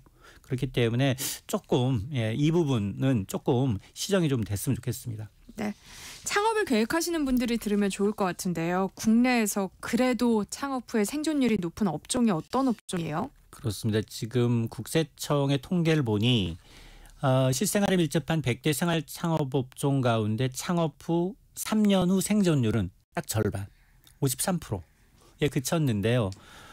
5년 후 생존율을 보게 되니까 10가게 가운데 4가게만 살아남았습니다. 신규 사업자들이 가장 창업에 관심하는 20개 업종으로 좀 좁혀봤더니 2023년 기준 1년 생존율이 가장 높은 업종이 뭐냐? 미용실이에요. 동네 바다에 있는 미용실이 1년 이후에도 한 90% 넘게 생존해 있었고요. 그다음에 펜션과 게스트하우스, 편의점의 순으로 나타나서 3년 생존율도 미용실은 73%로 가장 높았습니다. 반면에 가장 이제 빨리 생존율이 낮은 게 뭐냐? 바로 통신 판매업이에요. 가장 쉽게 사업자 낼 수 있죠. 통신으로 이제 물건 파는 통신 판매업이 가장 빨리 이제 사라졌고, 그다음에 화장품 가게, 분식점, 치킨 피자점, 우리가 늘 이용하는 건데 내가 전화하는 단골이 없어졌다? 이런 곳일 경우가 상당히 많습니다. 그리고 이제 연령대별로 봤더니 이제 40세 미만 사업자가 미용실에서 생존율이 가장 높았고요. 40대 후반에서 60대 이상은 펜션이나 게스트하우스 업종이 강세를 나타냈습니다. 그런데 이제 분식점, 호프주점, 이게 그나마 물장사 망하지 않아. 이런 거 생각하면서 많이 창업하시는데 생존율이 가장 낮은 업종으로 분류됐다는 거 참고하시면 좋겠습니다. 어떻게 보면 접근의 문턱이 좀 높을수록 생존율이 높았던 거네요. 고인의 장례 절차에서 화장을 선택할 경우 다양한 방법이 있는데요. 올 하반기부터는 화장한 골분을 산이나 바다에 뿌리는 첫 공공 산 분장지가 운영된다고요. 맞습니다. 이제 산 분장 좀 어려운 용어긴 한데 아마 드라마 영화에서 자주 보실 거예요. 유골을 산이나 바다에 뿌리는 장면을 말합니다. 근데 현재 봤더니 전국에 있는 봉화시설 여유 공간이 거의 없어요. 지금 화장률이 지금 90%까지 지금 높아졌거든요. 그런데 조만간 포화가 예상이 됩니다. 때문에 이 산분장이라는 건 유족들의 경제적 부담도 줄이죠. 공간 문제 해결되죠. 그리고 매년 벌초하러 갈 이유가 없잖아요. 그래서 산분장은 이제 나무가 심어진 공원처럼 자연 속에 유해를 뿌리기 위해서 별도의 이 시설도 필요하지 않기 때문에 정부가 그동안 법령이 없었거든요. 근데 이 산분장을 이제 올해부터 제도화하기로 했습니다. 그래서 첫 번째가 올 7월부터 강원도 홍천군에 국내 첫 공공 산분장지가 운영이 됩니다. 이 정부는 이제 산분장 제도 개선으로 2020년 기준 8% 초반에 그쳤던 산분장 이용률을 2027년까지 30%까지 끌어올리겠다라는 목표인데, 그래서 이제 조성 비용 지원도 해주는데요. 근데 현재까지 손든 지자체가 딱 2곳이에요. 강원도 횡성, 충북의 청주만 신청한 것으로 알려져서 문제는 이 산분장에 대한 어떤 거부감? 왜냐하면 또 환경 오염되지 않나 이런 우려. 또 하나가 이제 유족들도 그래도 나중에 이제 매년 한 번씩은 또 찾아가 봐야 되는데 이런 생각을 하고 있어서 이런 거부감을 얼마나 줄이느냐가 관건입니다. 네, 우리나라 성인들의 금융 이해력이 2년 전보다 떨어진다는 조사 결과가 나왔어요. 맞습니다. 문해력이라는 게 이제 글을 읽고 이해하는 능력이라면 금융 이해력이라는 건 정말 돈에 대한 개념을 알고 잘 다루는 힘이에요. 근데 한국 성인의 금융 이해력이 2년 전보다 떨어진 것으로 나타났습니다. 한국은행과 금융감독원이 2024년 전 국민의 금융 이해력을 조사했는데요. 지난해 한국 성인의 금융 이해력 점수가 100점 만점에 65.7점을 받았는데 2년 전보다 0.8점 떨어졌습니다. 다만 이제 OECD 평균이 62.7점보다는 한 3점 정도 높은 수준이었는데 연령대별로 금융 이해력이 좀 차이가 났어요. 20대, 70대, 저소득층, 저학력층의 경우에는 금융 이해력이 2년 전보다 훨씬 좀 낮아졌습니다. 근데 노후 준비 자산 운용에 관심 많은 5, 60대, 그리고 고소득층, 금융이해력이 오히려 높아졌습니다. 네. 금융이해력에 대한 계층별 격차가 더 확대가 되고 있다라는 얘기인데요. 저는 금융이해력을 이게 뭐 재테크를 잘해서 돈을 버는 수단이 아니라 자기 자산을 지키는 보호막이 될 수 있거든요. 그렇기 때문에 금융이해력을 높이는 게 중요한데 이번 조사는 지난해 9월 2일부터 11월 1일까지 만 18세부터 79세 성인 2,400명을 대상으로 해서 금융행위, 금융태도에 대한 금융 전반주에 대한 이해도를 면접 설문한 방식으로 이루어졌습니다. 지금까지 이인철 참 좋은 경제연구소장과 함께했습니다. 고맙습니다. 네, 고맙습니다. 네, 노래 한 곡 듣고 올까요? 오늘 선물 이야기를 해서 골라봤는데요. 2017년도에 발매된 음반의 타이틀곡 사랑을 통해 평범했던 일상이 특별해지는 그런 감정을 담은 발라드 곡입니다. 멜로망스의 선물 들려드리고요. 저는 라디오 상담소 우리 아이는 왜 코너로 돌아올게요. 내일 점심 메뉴 추천. 귀로 듣는 푸짐한 지식 한 상 어떠세요? 세상의 모든 정보. 아나운서 전주리입니다. 오늘도 참을인을 새기며 육아서를 뒤적이고 계실 이 시대의 엄마 아빠를 위한 시간입니다. 라디오 상담소 우리 아이는 왜 이재현 용인 세브란스 소아청소년과 교수와 함께합니다. 어서 오세요. 안녕하세요. 어린이날이 다가오면서 많은 부모님들이 이번 연휴 어떻게 시간을 보내야 하나 고민이 많아요. 소아과 교수님은 어떻게 보내실지 궁금하네요. 연휴에 아이와 특별한 계획 있으세요? 이번 연휴 가족들과 함께 시간을 많이 지내고 싶은 마음이 굴뚝 같지만 연휴 동안 병원 당직 근무가 3일이나 있어가지고 지금 가족들에게 사죄하는 마음을 가지고 있습니다. 이 방송 끝나고 또 바로 출근하러 가야 되는데요. 네. 그래도 중간에 쉬는 날이 있어서 멀지 않은 곳에 잠시 바람 좀 쐬러 다녀오려고 합니다. 제가 일하는 신생아 주관자실이 365일 24시간 돌아가는 곳이다 보니까 연휴라고 시간을 많이 내지는 못하고 있는데 사실 우리 주위에 보면 병원만 이렇게 일을 하는 건 아니잖아요. 소방, 경찰 공무원분들도 마찬가지고 여기 방송국도 연휴에 계속 일을 하시죠. 그렇긴 하죠. 근데 저는 진짜 의사 선생님들, 소방관분들, 경찰 공무원분들 정말 감사한 마음입니다. 이번 연휴 이미 아이와 여행 계획 잡고 떠나신 분들도 많더라고요. 해외여행도 많이 가는 것 같아요. 맞습니다. 요즘은 명절 풍토도 많이 바뀌었잖아요. 연휴가 생기면 시골에 가는 것보다 해외여행을 더 많이 가시려고 하고 그래서 공항도 더 붐비고요. 그래서 이번 어린이날 연휴도 여행 계획하시고 출발하신 분들도 많으실 텐데 오늘 아이들과 함께하는 여행에 대해서 이야기를 한번 나눠보려고 합니다. 네, 라디오 상담소 우리 아이는 왜 오늘은 5월 연휴 아이와 안전하고 행복하게 여행하는 법에 대해서 이야기 나눠보려고 합니다. 이재현 교수님이 도움 드릴 테니까요. 방송 들으면서 궁금한 점 있으시면 문자로 많이 참여해 주세요. 추첨을 통해서 저희가 모바일 커피 쿠폰도 보내드립니다. 문자 주실 곳은 샵 9730번이고요. 짧은 문자 50원, 긴 문자는 100원의 정보 이용료 있습니다. 콩 게시판 KBS 1라디오 유튜브 채널을 통해서는 무료로 참여하실 수 있으니까요. 많은 참여 부탁드립니다. 일단 자녀가 매우 어린 신생아일 때도 비행기를 타고 여행 가는 경우가 있잖아요. 근데 이렇게 아이가 어릴 때 장거리 이동을 해도 괜찮은 거예요? 의학적으로는 이제 막 태어난 신생아도 비행기에 탑승을 할 수는 있습니다. 하지만 체온 유지와 여러 건강상의 이유 때문에 항공사들은 생후 7일이 된 아기들부터 비행기 탑승을 허용하는데요. 네. 그런데 비행기에 탈 수 있다고 해서 장거리 여행을 하기 괜찮다라고 이야기하기에는 고민해야 할 거리들이 많습니다.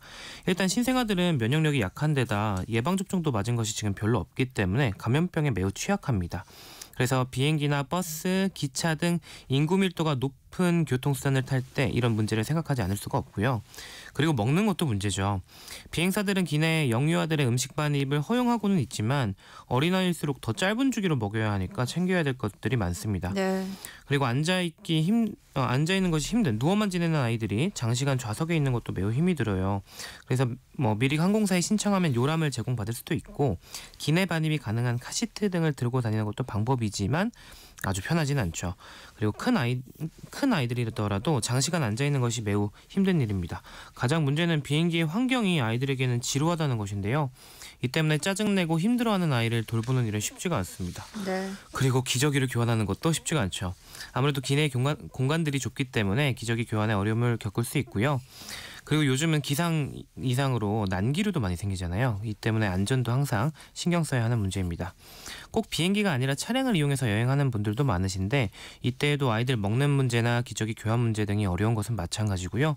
그리고 중간에 쉬는 시간이 없이 너무 오랜 시간 차량에 타고 있으면 멀미가 나거나 어린아이들은 머리가 지속적으로 흔들리면서 두개골에 뇌가 부딪혀 뇌출혈이 생기는 흔들리나기 증후군이 발생할 위험이 있어서 네. 중간중간 쉬어가셔야 되는 것도 중요합니다. 그런데 비행기에서 유독 많이 우는 아이가 있잖아요. 그런 아이들은 귀가 예민한 거라고 하던데 맞는 얘기예요? 아기들이 비행기에 타서 우는 이유는 사실 굉장히 여러 가지가 있긴 합니다. 그런데 그중 귀와 관련된 이유들도 몇 가지가 있는데요. 일단 비행기에서는 지속적인 엔진 소음이 들려옵니다. 물론 비행기 자체에서 이런 소음을 차단하는 장치들이 마련되어 있어서 소리가 크진 않지만 지속적인 소음이 들려오는 것이 불쾌하게 느껴질 수도 있죠. 거기다 아기들이 좋아하는 노래나 소리가 나오는 장난감을 사용하는 것이 어렵기 때문에 아이 입장에서는 기분 나쁜 소리가 계속 들려오는 상황일 수 있어서 울음을 터뜨리기도 합니다. 그리고 더 중요한 문제는 아기들이 귀에 통증을 느끼기도 한다는 건데요. 이륙과 착륙을 할 때 생기는 압력 변화가 귀에 통증을 유발할 수 있습니다. 어른들도 비행기가 이착륙할 때는 귀가 먹먹해지는 느낌이 들잖아요. 네. 이 느낌은 우리 귀 안쪽에 있는 고막 때문에 생깁니다. 고막 안쪽과 고막 바깥쪽은 이 고막이라는 막이 막고 있어서 어느 한쪽의 압력이 갑자기 변화하게 되면 양쪽의 압력 차이가 생기면서 고막이 팽팽해지고 이 때문에 귀가 먹먹하게 잘 안 들리고 심하면 통증이 생기기도 하는 것인데요.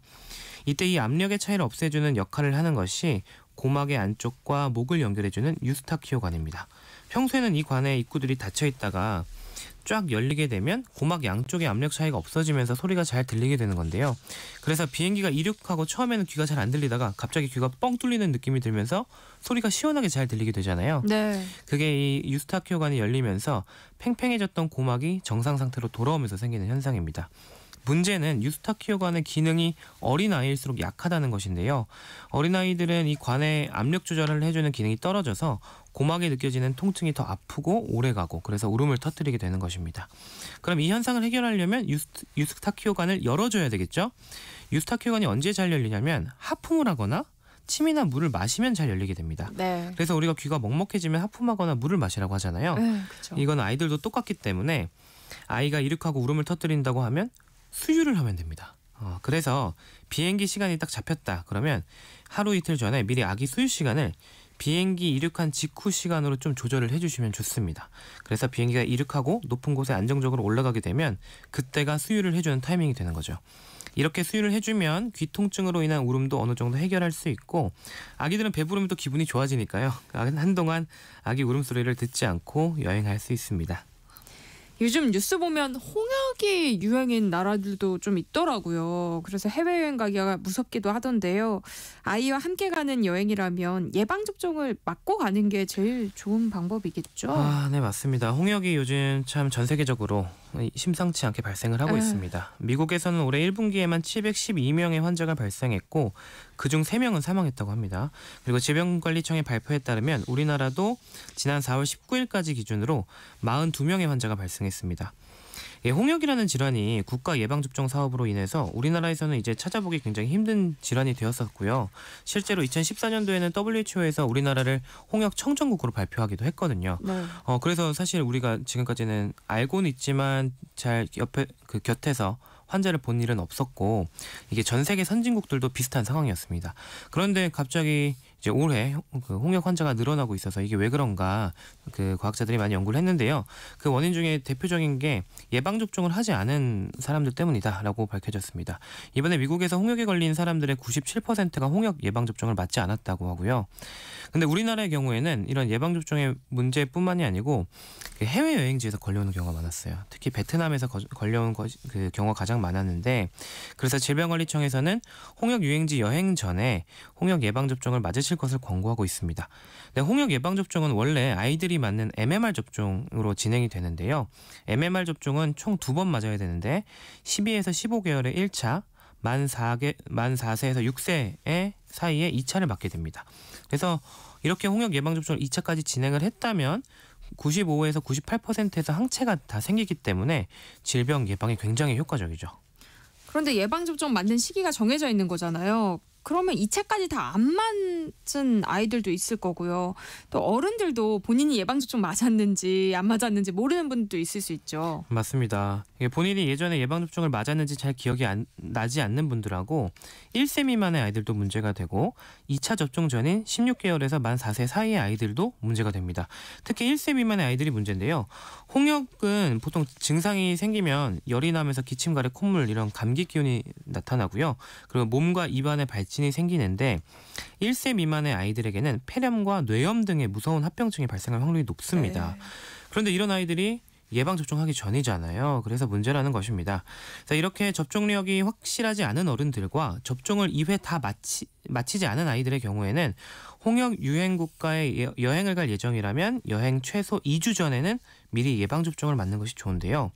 뭐 어차피 접종을 맞을 때가 된 아이다 하면 접종을 그냥 편하게 맞으면 되는데 1세 미만의 아이다라고 하면 생후 6개월이 넘으면 예방접종 할 수 있거든요. 그래서 생후 6개월이 넘으면 한번 맞는 게 좋고 16개월에서 만 4세 사이의 아이들도 2차 접종할 때가 안 되었지만 여행 전에 추가로 맞을 수가 있습니다.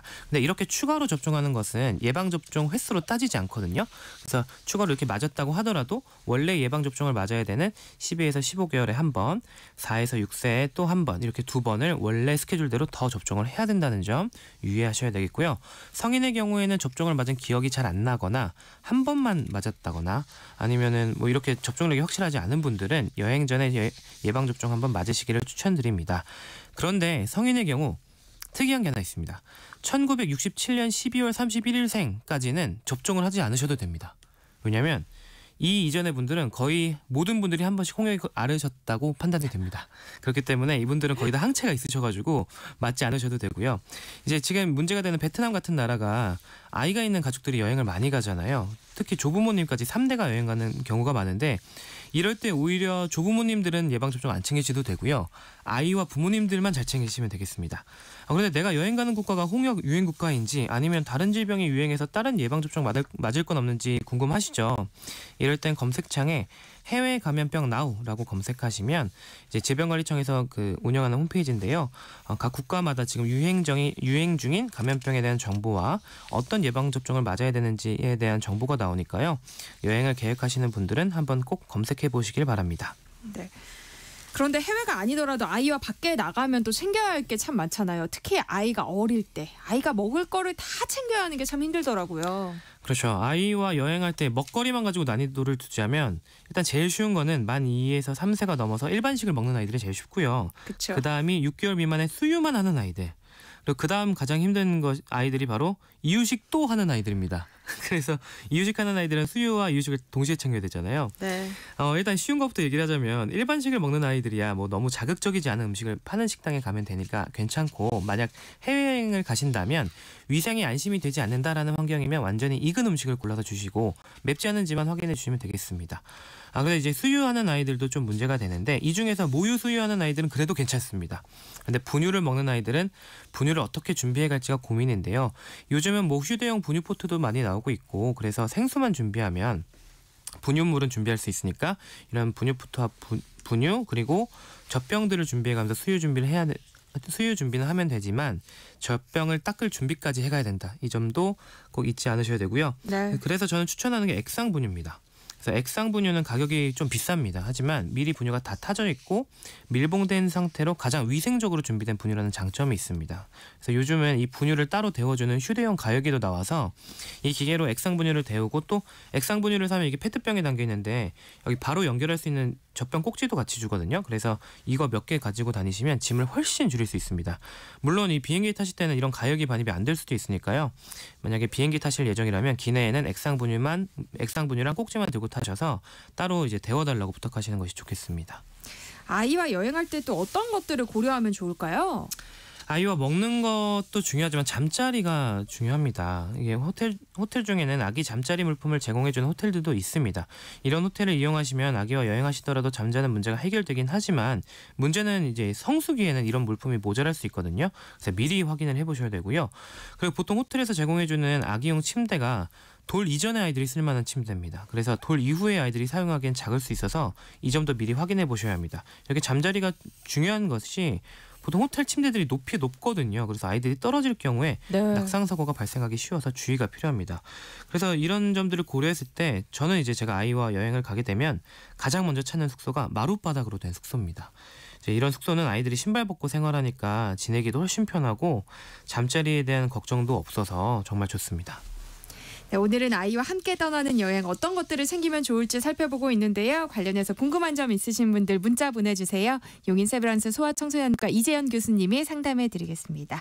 노래 한 곡 듣고 올게요. 볼빨간 사춘기의 여행. 네, 노래 나가는 동안 보내주신 문자 살펴보겠습니다. 3077님, 아이와 여행 엄두가 나지 않지만 도전해보려고 합니다. 근데 5살 여아인데요. 차멀미를 자주 해요. 약 말고 좋은 대처법이 있을까요? 하셨어요. 이 멀미라는 게 귀에서 느끼는 균형 감각과 눈으로 들어오는 시각적인 감각의 정보가 불균형이 생길 때 나타나는 증상이거든요. 그래서 차를 타면 몸이 떨리는 게 느껴지는데 눈으로 보면은 또 안 떨려 보이니까 그게 머릿속에서 헷갈려서 어지럽다고 느끼는 건데 이 멀미를 좀 악화시키는 요인이 있습니다. 이것부터 보시면 됩니다. 일단 가까이 있는 걸 계속 보면은 멀미가 심해져요. 그러니까 멀미를 좀 예방하려면 핸드폰이나 책, 장난감을 보는 건 피하시고 멀리 있는 것을 보는 게 좋고요. 그리고 온도가 따뜻하면 멀미가 더 잘 생깁니다. 그래서 온도는 좀 시원하게 차량 내부의 온도를 맞춰주시면 좋고 너무 배가 불러도 너무 배고파도 멀미가 잘 생깁니다. 그래서 식후 한두 시간 이제 후에 식사하고 이제 어느 정도 배가 안정화됐을 때 차를 타시면 충분히 멀미를 예방할 수 있고 근데 저도 어렸을 때 되게 뭘 해도 멀미 하더라고요. 그래서 어쩔 수 없이 중간중간 휴식을 하는 것이 제일 좋겠다라고 말씀드릴 수 있습니다. 네, 2957님도 비슷한 사연인데요. 장거리 여행 떠날 때 아이에게도 미리 붙이는 이 멀미약이나 먹는 약 먹여도 괜찮을까요? 하셨어요. 소아는 이제 붙이는 멀미약 판매가 나이에 따라 안 될 수도 있어요. 그래서 이 먹는 약도 연령에 따라 다를 수 있기 때문에 이제 몇 살인지 모르겠어서 이게 만약에 멀미를 심하게 할 것 같다라고 하면 미리 약국이나 병원에 가서 상의 받아보시는 게 좋겠습니다. 라디오 상담소 우리 아이는 왜 이재현 용인 세브란스 소아청소년과 교수와 함께했습니다. 고맙습니다. 감사합니다.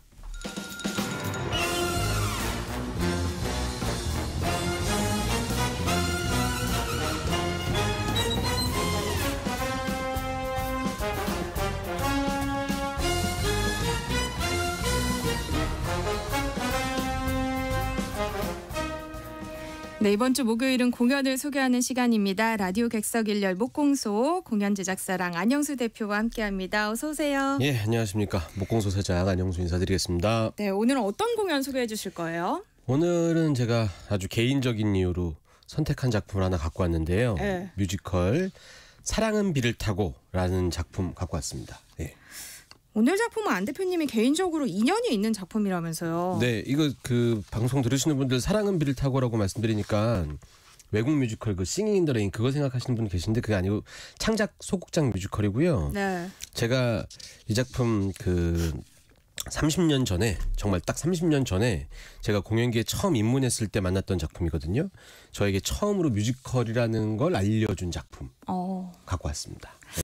안 대표님께 의미 있는 작품이라고 하니까 어떤 걸까 아주 솔깃해지네요. 네. 근데 그렇다고 이제 뭐 아주 개인적인 이유만 있는 건 아니고요.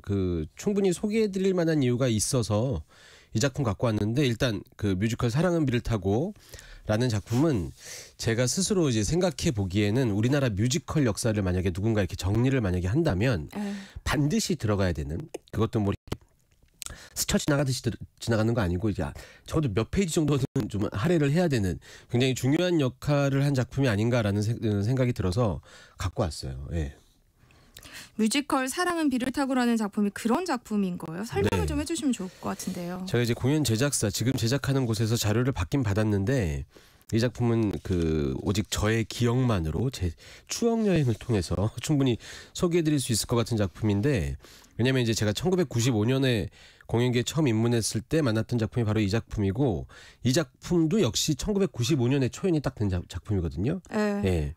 그래서 이제 이 작품이 제가 여기서 소개해드렸었던 올해 30주년을 맞이했다고 했었던 명성황후 이 작품이랑 동기인 작품입니다. 그래서 명성황후가 대극장 우리나라 창작 뮤지컬의 대표 작품이라고 한다면 이 공연은 소극장 뮤지컬을 대표하는 작품이다.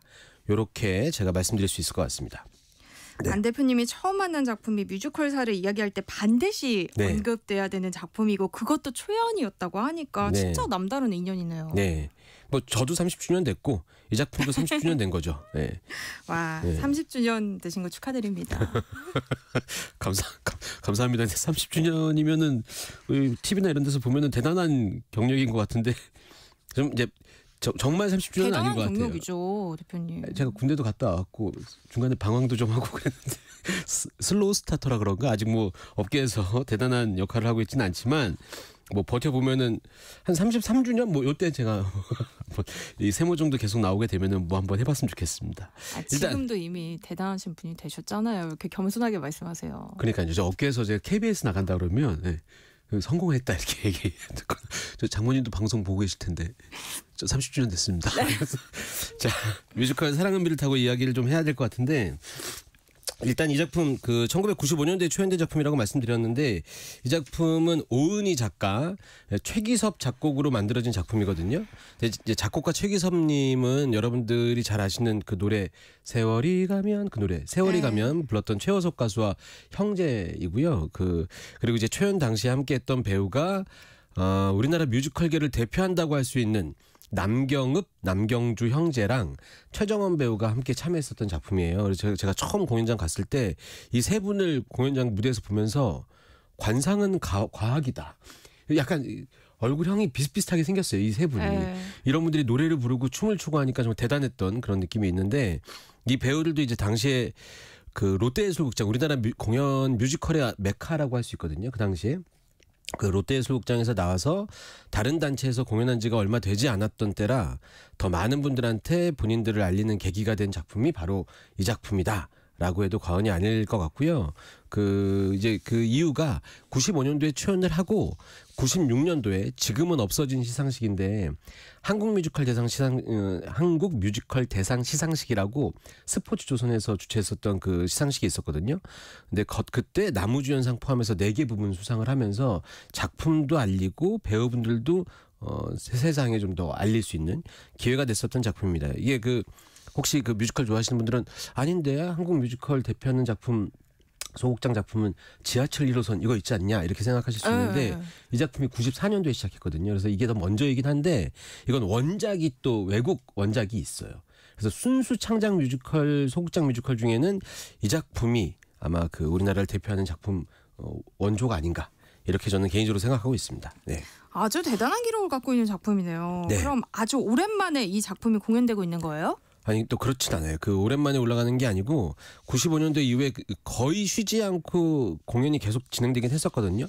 근데 이제 수월하게 공연이 된 건 아니에요. 좀 원작자들은 계속 유지가 됐는데 제작사가 계속 옮겨지는 이런 그러니까 사랑은 비를 타고라는 작품의 의인화를 한다면 계속 이제 부모를 이렇게 옮겨 다니면서 이사를 다니면서 부모보다는 이사를 다니면서 그렇게 공연되었었다고 말씀드리는 게 맞는 것 같고요.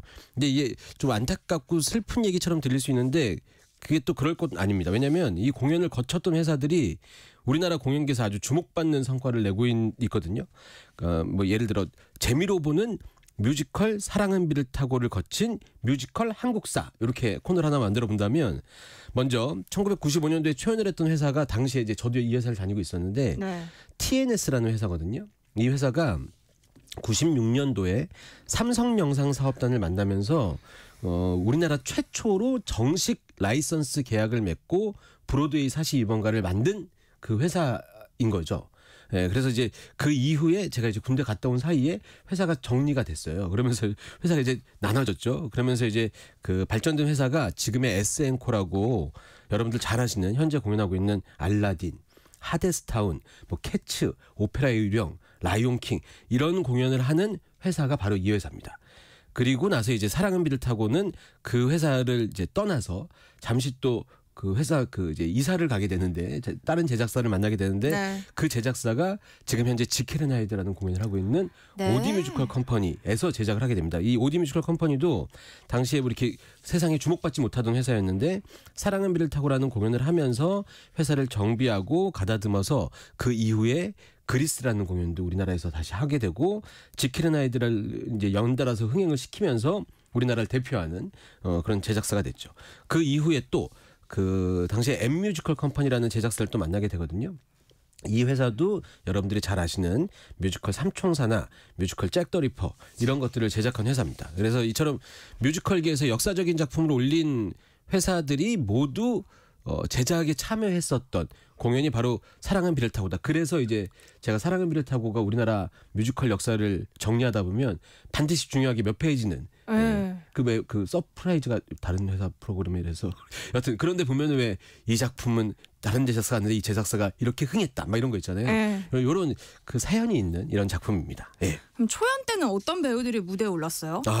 제가 아까 말씀드렸는데 초연 때 남경읍, 남경주, 최정원 그리고 신시 뮤지컬 컴퍼니에서 안무 감독으로 활동하고 있는 황현정이라는 안무 감독이 있어요. 이분도 역시 배우로 이렇게 네 분이 참여를 했었고 이후에 사랑의 비를 타고를 거쳐갔던 배우들이 그야말로 지금의 대단한 스타들이 굉장히 많습니다. 엄기준, 김무열, 박건형, 박은태, 신성록, 오만석, 오나라, 카이, 윤공주, 소유진, 김소연 뭐 이런 등 그러니까 우리나라에서 지금 현재 뮤지컬계에서 이 배우 이럴 만한 분들이 다 이 사랑의 비를 타고는 거쳐갔다 해도 과언이 아닐 정도로 굉장히 많은 배우들이 거쳐갔고요. 이렇게 이제 쉬지 않고 공연이 계속 진행이 됐었는데 2020년에 코로나 터지면서 이제 이게 잠깐 멈추게 되죠. 그리고 나서 한동안 쉬었다가 30주년을 맞이해서 이번에 이제 공연을 하게 된 거죠. 그럼 이번 30주년 공연에 참여하는 배우들은 누군가요? 예. 등장인물이 딱 3명이거든요. 나중에 줄거리 말씀드릴 때 말씀드리겠지만 형과 동생 이제 그리고 갑자기 그 집에 찾아온 밀이라는 이제 여성 역할이 있는데 형 역할에는 김형묵, 송영진, 최대철 배우. 그러니까 이 김형묵 배우나 최대철 배우는 아마 TV에서 방송에서 많이 보신 분들이 계실 텐데 이분들 다 뮤지컬 바닥에서 여러 가지 공연을 통해서 연기를 연마하셨던 분들이거든요. 이분들이 오랜만에 이제 형으로 돌아오셨고 동생 역할은 그 G.O.D의 데니안, 후이, 김재한, 조한지, 종형 그리고 이제 미리 역할은 박가은, 안현아 배우가 맡고 있습니다. 그래서 뮤지컬, 뭐 연극 그리고 이제 방송 활동을 주로 하시는 배우분들까지 해서 이 30주년을 축하해주기 위해서 기념해주기 위해서 이번에 참여하고 계신 거죠. 예. 뭐 아무리 30주년이 됐다고는 하지만 네. 아직 모르시는 분들이 계실 수도 있잖아요. 네. 줄거리를 간단하게라도 좀 알려주세요. 네, 이 줄거리 간단하게 될지 모르겠는데 얘기는 정말 길거든요. 제가 30주년 이 공연을 하면서 공연을 너무 많이 봐서 노래를 처음부터 끝까지 다 외우고 대사도 다 외우고 다녔었던 기억이 있습니다. 물론 30년이 지난 일이라 지금은 힘이 찝찝하지만 줄거리 말씀드리도록 하겠습니다. 40살 생일을 맞이한 남자가 있습니다. 그 집안일에 굉장히 익숙한 모습으로 등장하는데 약간 이제 그 앞치마를 두른 모습이 굉장히 어울리기도 하고 빨래를 갱킬 때 어떤 그 태도나 다리도 잘 모아서 빨래를 너무 이쁘게 갱키는 거 있잖아요. 예, 그런 모습으로 등장을 합니다.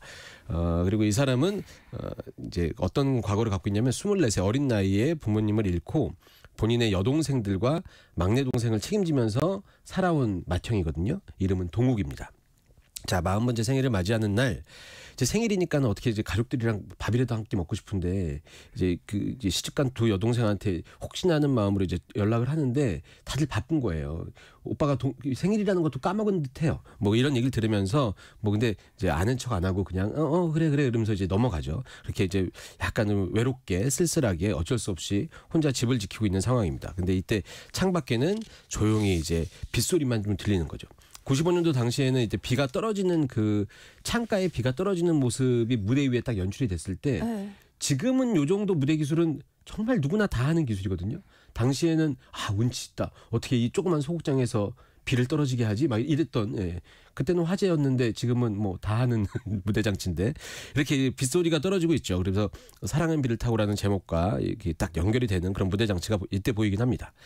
근데 그렇게 외로운 시간을 보내고 있는데 그때 문이 확 열리면서 낯선 그림자가 집 안으로 확 들어오는 겁니다. 그리고 게다가 이제 행동도 약간 좀 수상쩍기도 하고 거칠어서 누가 봐도 침입자, 뭐 강도 같은 그런 느낌, 도둑 같은 그런 느낌이 들고. 근데 이제 그래서 동욱이 당황하면서 그 좀 침입자 같은 사람과 마주하게 되죠. 근데 침입자 같이 보였던 사람은 다름이 아니라 7년 전에 가출을 했었던 막내 남동생이었던 겁니다. 그래서 막내 남동생 이름은 동현이고요. 이제 뜬금없이 그 나타난 막내 동생인데 사실 그 전에 집을 떠나기 전에 가출하기 전에 형과 이제 풀지 못했던 여러 가지 인연, 그 악연 같은 게 있거든요. 악연이라기보다는 이제 갈등 같은 게 있거든요. 그런 갈등 같은 게 있는 상태에서 너무 오랜만에 마주한 거라 서로 이렇게 무슨 얘기를 할지도 모르겠고 이제 어색한 공기가 이렇게 흐르게 되죠. 근데 이 무대 위에서 이 어색한 공기가 객석에는 이상하게 또 코미디적인 요소로 작용이 되거든요. 그래서 관객은 키득거리고 무대 위에 있는 배우들은 뭐 어쩔 줄 몰라하고 당황해하고 뭐 남자들 그 예전에 무슨 개그 프로에서 아빠와 아들 이거 있잖아요. 그래서 별말 안 하고 밥은 뭐 이런 거 있잖아요. 네, 이런 분위기가 좀 흐르게 됩니다. 이렇게 서로의 오해에 대해서 조금씩 말을 꺼내고 말을 꺼내기 무섭게 또 갈등이 생기고 화가 나고 싸움이 일어나고 이런 이상한 분위기가 연출되고 있는 가운데 갑자기 또 문이 열리면서 21살 정도 된 어떤 여학생처럼 보이는 아르바이트생 미리가 갑자기 등장하는 거죠. 근데 이 미리는 어떻게 이 집에 왔냐? 미리는 사실 그 웨딩 회사 이벤트 직원이거든요. 근데 주소를 잘못된 주소를 받아 적어가지고 이 집에 불쑥 찾아온 거예요. 근데 들어와서 결혼 이벤트를 해줘야 되는데 중년의 남성과 조금 젊어 보이는 남성 2명이 있는 거죠. 아, 요즘엔 이런 것도 받아들여야 되는구나 이러면서 이제 이 결혼 이벤트인가? 아, 그래서 우리를 불렀나? 이러면서 이제 오해를 한 상태에서 결혼 이벤트를 막 해줍니다. 그래서 뭐 축포도 쏘고 노래도 부르면서 집안을 아주 난장판으로 만들게 되는 거죠. 이렇게 세 사람이 정신없는 상황극이 연출이 되는 거고 이때 관객들은 굉장히 재밌어하는 거고 이제 그렇게 시작된 맏형 동욱의 생일은 이제 웃음과 갈등 그리고 이제 그 후반부에 가면 눈물로 이어지게 되는데 과연 이 형제들이 어떤 갈등을 갖고 있는지 그리고 이제 주소를 잘못 찾아서 들어온 미리라는 이 아르바이트생은 그곳에서 도대체 어떤 하루를 보내게 되는지 공연장에서 확인을 직접 해보셨으면 좋겠습니다. 제발. 네. 이야기는 코미디 소동극 같은데 마지막에 또 피아노가 뭘까 궁금하네요. 좀 더 힌트를 주세요. 제가 이제 그 마지막에 피아노가 나온다고 말씀을 드렸었는데 이제 이 이야기가 그냥 소동극, 코미디 소동극 같이만 보일 수도 있는데 그게 아니라 여기 깊은 감동이 좀 있거든요. 그 내용을 말씀드릴 수는 없으니까 힌트를 하나 드리자면 무대 위에 피아노 2대가 있어요. 근데 이 피아노 2대를 이 형제 동현과 동욱이 연주하는 모습이 보이는데 이게 갈등의 이 피아노로 대표되는 음악이 갈등의 원인이자 또 감동의 어떤 그 해결책이라고 말씀드릴 수 있을 것 같고 힌트로 좀 다른 얘기 해드리자면 그래서 이 사랑은 비를 타고라는 공연을 거쳐갔던 모든 배우들이 피아노 연주를 다른 피아노는 바이엘 상하건도 못 띄었을 거예요. 근데 요 사랑은 비를 타고에 나오는 이 피아노 연주곡만큼은 눈을 감고도 칠 수 있을 정도로 연습을 많이 해서 어디 가서 무슨 행사만 하거나 이벤트만 하면 꼭 이 연주만 합니다. 그래서 요 연주곡은 그 한때는 피아노 그 이제 뮤지컬 남자 배우들은 다 요 정도는 연주할 수 있어야 된다. 이 사랑은 비를 타고는 꼭 연주할 수 있어야 된다. 뭐 이런 얘기가 업계에 돌기도 했었습니다. 네. 안 대표님과 30년 동안 함께한 공연이라고 하셨으니까 뮤지컬 사랑은 비를 타고에 한마디 해주세요. 네, 제가 대본 쓰다가 어떻게 소개를 해드릴까. 근데 그 왜 엽기적인 그녀 보면은 제 이렇게 여자친구는요, 이러면서 남자친구는 이렇게 여자친구는요, 하면서 소개해 주잖아요. 그런 식으로 한번 소개해 볼까 하는데 혹시 BGM 같은 거 깔아줄 수 있으신가요? 안 돼요? 네. 안 되면은 그냥 BGM 나온다고 생각. PD님이 굉장히 손을 그래서 BGM 나온다고 생각하고 제가 이제 사비타라는 저희끼리는 이제 사랑은 비를 타고를 줄여서 사비타라고 얘기하거든요. 뮤지컬 사비타한테 편지 쓰듯이 한마디 해보도록 하겠습니다. 사비타야, 그동안 잘 지냈니? 우리 진행자님 너무 오글거려도 참아주셔야 돼요. 넌 참 많은 배우들을 만났을 텐데 변하지 않고 늘 자기 자리를 지키고 있구나. 대형 뮤지컬이다, 외국 뮤지컬이다. 정말 규모도 커지고 티켓 금액도 너무 비싸졌지만 너만큼은 계속 따뜻하게 자기 자리를 지키고 있는 것 같아서 고맙다. 앞으로도 그 따뜻한 이야기 많은 사람들한테 보여주면서 웃기고 울려주라. 30년간 정말 고군분투했다. 처음에 봤을 땐 그냥 재미있고 웃기는 공연인 줄 알았는데 나이가 들어서 보니까 참 슬프고 애잔한 공연이더라. 이제야 조금 알아본 것 같아 다행이다. 그럼 여기서 마칠게. 계속 흥해라. 요렇게. 30년 동안 고군분투했다. 계속 흥해라.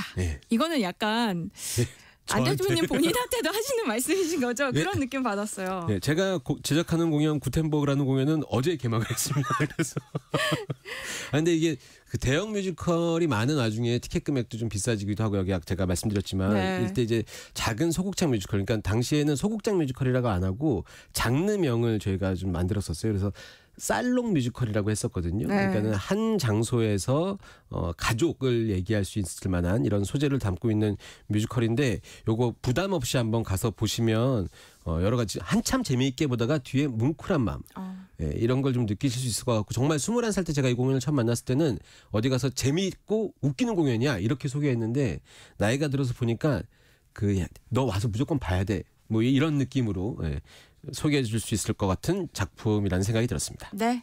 목공소랑 안영수 대표님과 함께했습니다. 고맙습니다. 감사합니다. 네, 세모정 여기서 마무리하겠습니다. 끝으로 뮤지컬 사랑은 비를 타고 가운데 사랑이라는 제목의 넘버 들으시고요. 저는 내일 다시 찾아뵐게요. 지금까지 아나운서 전주리였습니다. 고맙습니다.